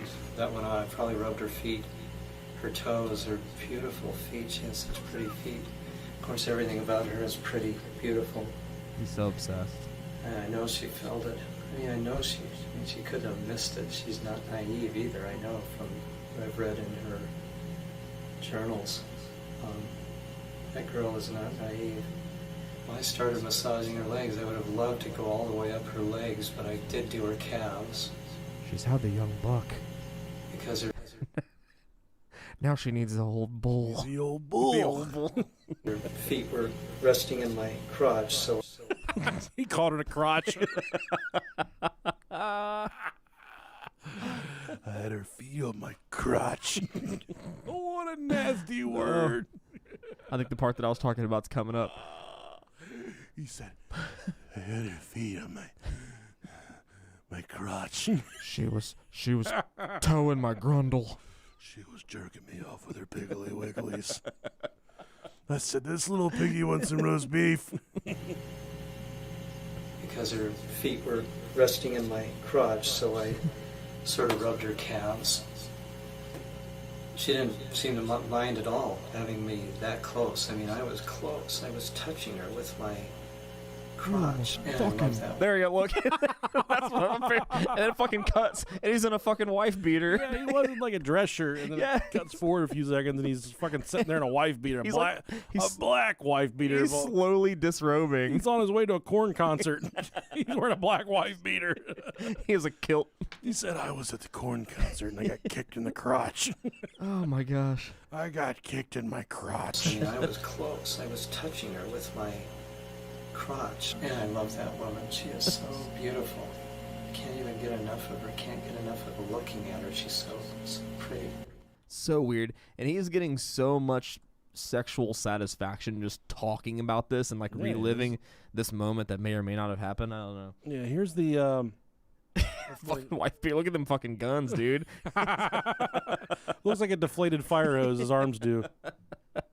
Now, this next part is the candid conversation between he and Susan in the car. Oh, yeah. When she tells him that she doesn't want his advances anymore. And if you go to our YouTube page, you can see the closed captioning that goes along with it. It's a hard one to hear, and I'm sorry about that, but there's not going to be a lot we can do with this. But you're going enough of her. Can't get enough of looking at her. She's so pretty. It'd be great to go to Colorado and see a different part of the U.S., you know? Yeah. I'm probably wrong, but I've really fallen in love with it. Maybe I'm interpreting something that I shouldn't be interpreting. You know, it just, for example, when we were sitting on the couch, it just felt like you were very, you know, I mean, I was extremely aroused, and I think you were somewhat aroused, at least I thought. I don't know where you're going with this. Susan, I don't. Yeah, well, I'll tell you where I'm married to your son, and I should just be the daughter-in-law. I know. Which puts me a step beneath your own children. Okay. And that's where I'm coming. I was kind of meaning to talk to you about this. My own father doesn't kiss me, and you kiss me, and I didn't. I love the way when she hits him with the a step below your own children. He's just like, okay. Oh, yeah. He tucks his tail between his legs, and he's like, fuck. I'm sorry. I'm never going to touch those ankles again. There I was sitting there, and she feeding my crotch. I was aroused. I figured that you were aroused, too. If my wife had to tell this story, she's like, there I was, and I had to smell his crotch. Fucking stunk. His crotch stunk. Man, what a fucking weirdo. Yeah. So there was lots of photos, and they also, when the police were doing their search warrant, they found lots of photos of the neighbor kids from where Steve was sneaking around the neighborhood and taking pictures of kids in bathing suits, sneaking through windows and sneaking up to windows and taking pictures of the kids. A lot of voyeuristic stuff, lots of nasty shit. He was charged with 14 counts of voyeurism and only 1 count of child pornography. He was found guilty on all 14 counts of voyeurism, and they only fucking sentenced him like 2 years. Woo. But halfway during his sentence, the 1 count of child pornography was reinstated, and he only had to do an additional 2 years for that one. He was released from prison in 2017, but a year after he was released from prison, he died from a heart attack. Happy ending. So Steve is ding dong. Steve is dead. The wicked Steve. The wicked ding dong. Steven is fucking dead. He's dead. Good. He's dead, motherfucker. Fuck him. Yes. Well, you'd probably like that. He'd be like, I was in the podcast studio and Nick went out to pee and Rob grabbed me on the crotch. Now he's massaging Satan's hooves. I was massaging Rob's calves. They were very hairy. They hurt my hands. Yeah, they're very coarse and... September 2011. September of 2011. After some really hard work, Susan's parents, thank God, were finally able to obtain custody of Braden and Charles, the 4 and 6-year-old boys belonging to Josh and Susan. Mm-hmm. And yes, at this point, 2011, quite a while after the original incident, Susan was in fact still missing. So they still don't have their mom, and they were still stuck with their crazy fucking dad. Somehow, Josh maintained some parental rights, though, through all of this. But the boys were kind of exhibiting some physically violent behaviors. They would tell other kids that the one kid would tell other kids they didn't have a brother, that the Mormons killed him. Right. So Josh, their dad, had left the LD church at this point and was polluting their minds with, we're leaving the Latter-day Saints because they want to kill us. They kill people that they don't think are... and I think he was trying to gear them towards believing that the church killed their mother. Yes. They kill people that leave the church. They kill, and that's why we don't want to be around the LDS church anymore. Okay. But then the straw that broke the camel's back was Charlie, the first child, the oldest. Yeah, he was the oldest, yep. He drew a picture of the family, and in the picture was the family van, and in the trunk of the van was his mother in the picture that he drew. At the time, the police still did not consider this to be enough evidence to arrest young Joshua. Or, I'm sorry, not really young at this point, but they didn't think this was enough to arrest Joshua on murder charges of his wife, Susan. And he still maintained parental rights throughout all this. He kept initially he had supervised visits at different facilities. Eventually he worked up to the point where the kids, the two boys, were allowed to come to his own house. He was going through evaluations and therapy to get rights. But then on February 1st of 2012, he went to a custody hearing to try and get full custody of his kids back. During the custody hearing, investigators presented a computer with over 400 images of cartoon pornography. We're talking hentai. Well, they said it was like SpongeBob, Ninja Turtles, The Simpsons, Family Guy, all cartoon pictures of group sex. Can't do nothing about that. Orgies. And they presented this during the child custody hearing. So the judge is like, yeah, this is a little fucked up, but not illegal. Yep. It's cartoon pornography. It's not illegal. They could be kids, like kid Ninja Turtles. Yeah, they could be. Like fucking like Maggie and Lisa, but you can't do anything about it. And that's what they said. They said, sorry. Yeah, they're not real. We're going to have to get there was like sexual therapy that he had a psychosexual evaluation, and he did not get the kids at this point. Thank God. Yeah. What kind of complicated the dynamic of this relationship is Susan's parents, they fucking hated Josh for all the right reasons. Obviously, he'd murdered their daughter, and the police were doing nothing about it, and they knew this. So there was constantly physical altercations and shouting matches anytime they were around one another. It eventually got to the point that Josh filed a restraining order against Susan's dad. Susan's dad filed a restraining order against Joshua. So there had to be like a mediator from the state to maintain the peace. There was always a social worker that would pick up the kids from from Susan's parents. The social worker would then take the kids over to Joshua's house, and the social worker would supervise the visit while Joshua sat there with his two boys while he was being investigated for the disappearance of his wife. Mm-hmm. There was no contact between the two men, Susan's father and Joshua. Now, Elizabeth Hall was the social worker that was she was growing close to the kids. She was the one that was she was chauffeuring them back and forth between Susan's parents and Joshua's house. And she would actually physically sit there and supervise the visits to make sure Joshua didn't do anything stupid to these kids. On February 5th, just like any other day, she was doing exactly what she was supposed to do. She drove the kids over to Joshua's house for a visit. They are coming from their grandparents' house, or Susan's parents' house.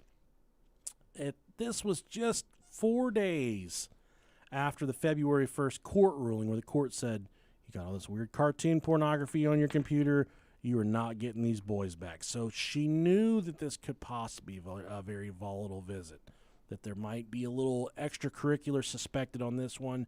Nothing could prepare her for what actually happened on this visit.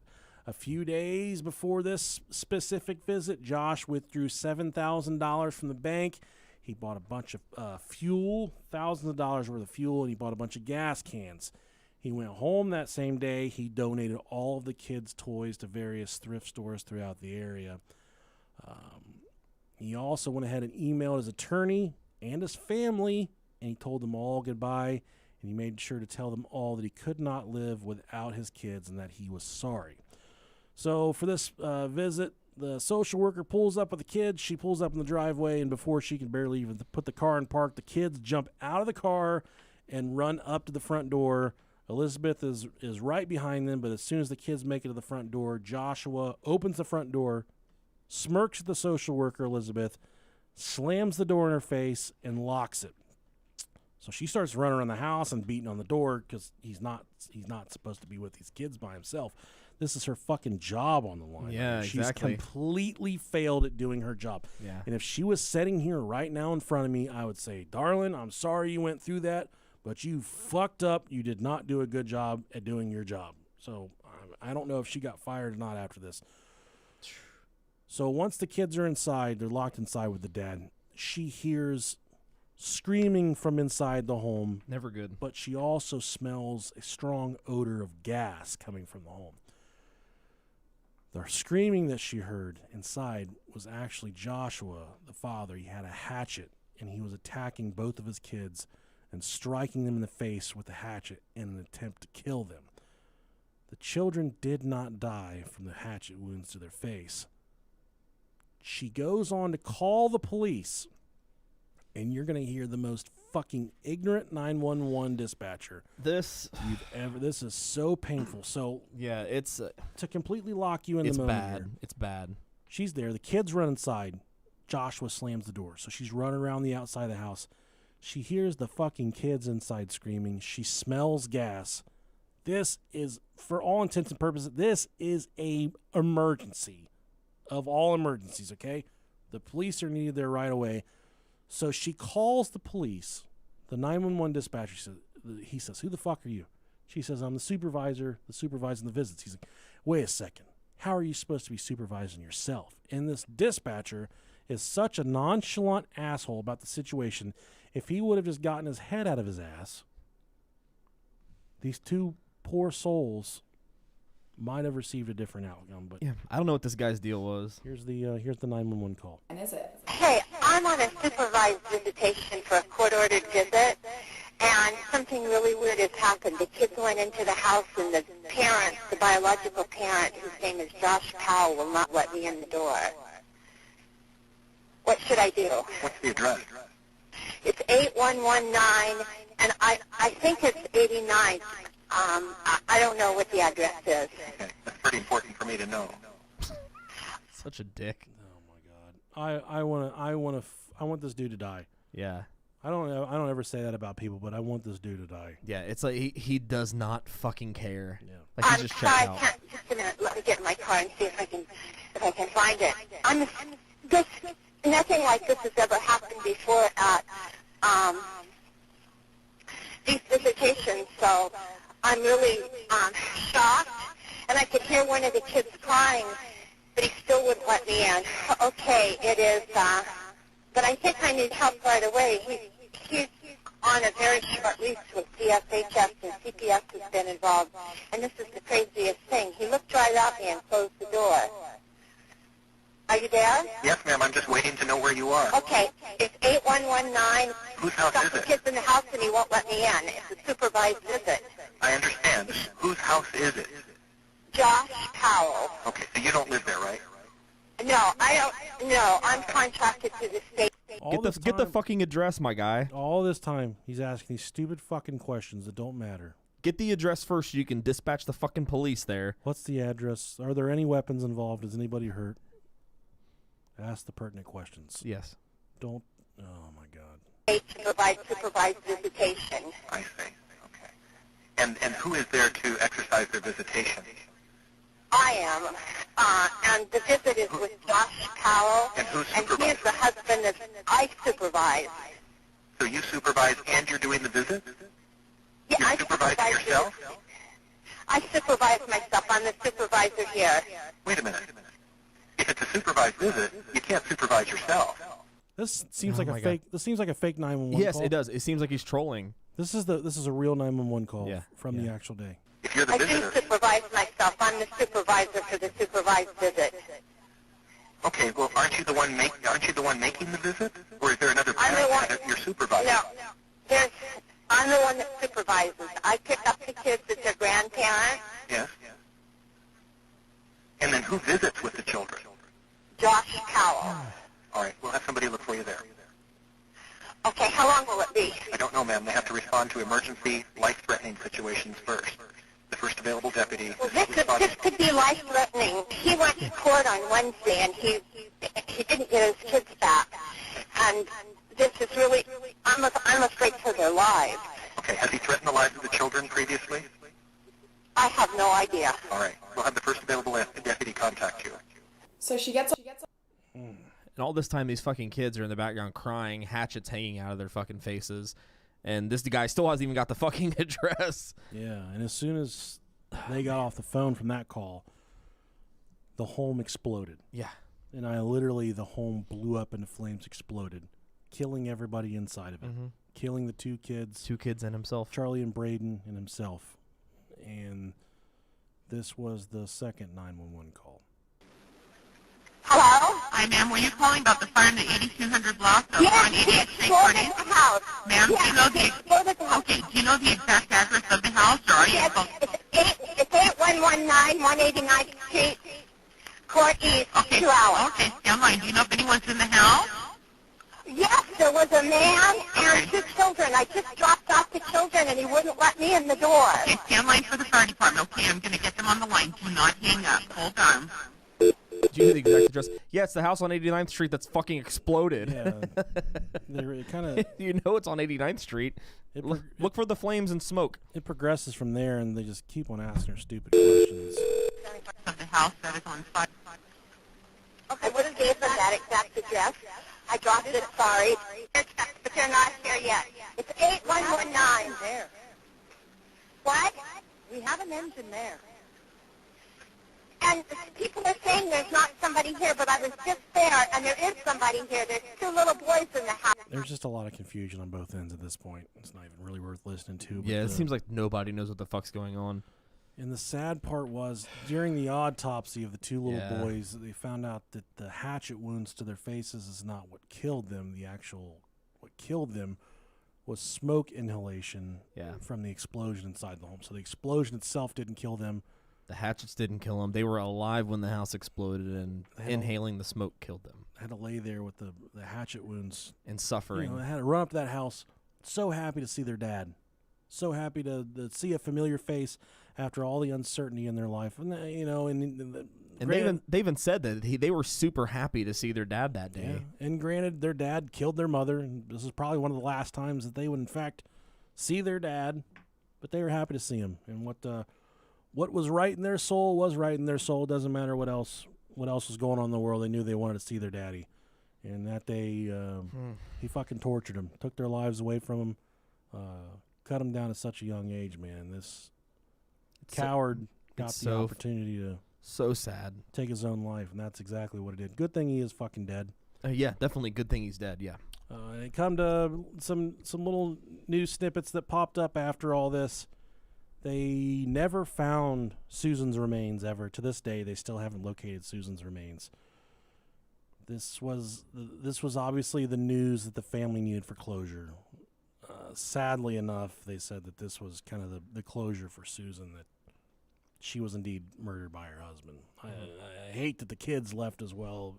Yeah, they even said during the whenever the interviews where they were talking to the family that they all assumed like a long time ago that she was dead, and then this whole incident pretty much instilled that with all the information about her, leaving the voice or the video call or the where she had to make a video diary of everything that all of their belongings and everything. It kind of just reaffirmed their belief. About 4 months before the actual disappearance took place, Josh withdrew the kids from some activities that they were partaking in, and he canceled all of. I'm sorry, this was after the fact. They found out that he withdrew them from preschool, and he canceled all of Susan's appointments, and he made a $1 million insurance policy for his wife before all this happened. He also been quizzing a coworker on where to hide a body in the event that he needed to dispose of a body. He had there was also a letter written after the fact that was discovered by the police, written by Susan, where Susan states in the letter explicitly, if I ever fucking die, if I ever disappear, I did not want to die. I did not want to disappear. Joshua did something horrible to me. Yep. And I just want everybody I want the whole world to know that. So I'm happy I can get her story out there, that this scumbag was the one that took her life.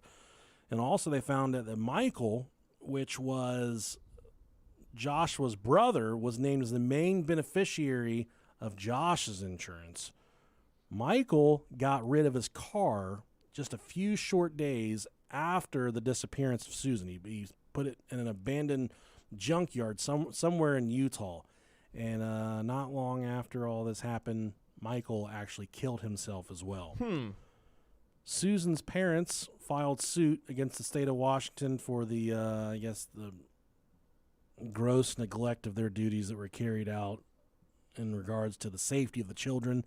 The children should have never ran inside that house by themselves that day. Yes. As comfortable as she felt, or as uncomfortable as she felt, she did a poor job of protecting those children, and she's going to have to live with the guilt of those children dying on her watch for the rest of her life. Susan's parents filed suit. They won the suit recently, actually, in the amount of $98 million. The judge reduced it down to $32.8 million that she won from the state of Washington. So, dang, they will. It's a third.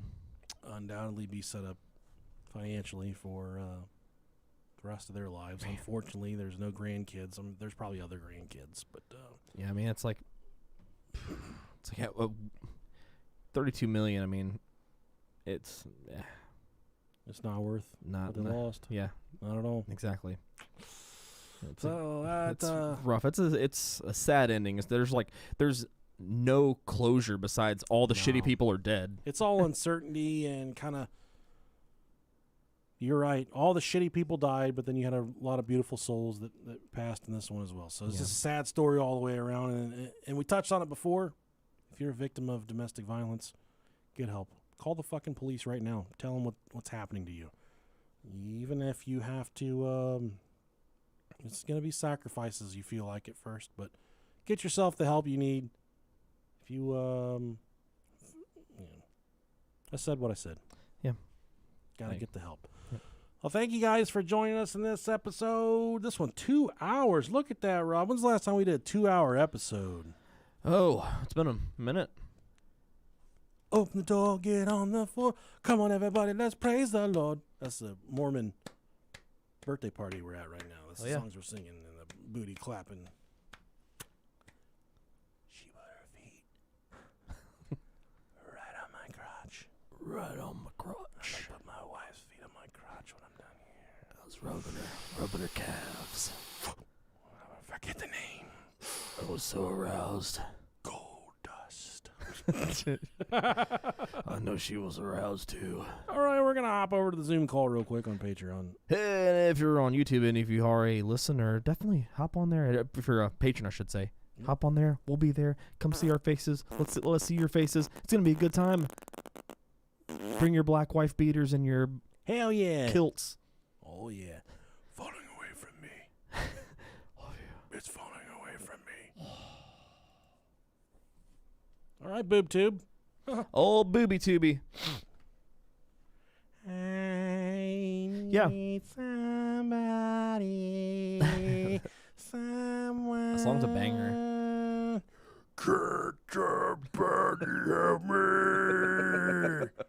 What does it mean to me? All right, guys. Thank you. Yeah. If you are, like I said, if you're a patron, keep an eye out for that link because we're going to send it here in a second, and then we'll see you guys here in a few minutes.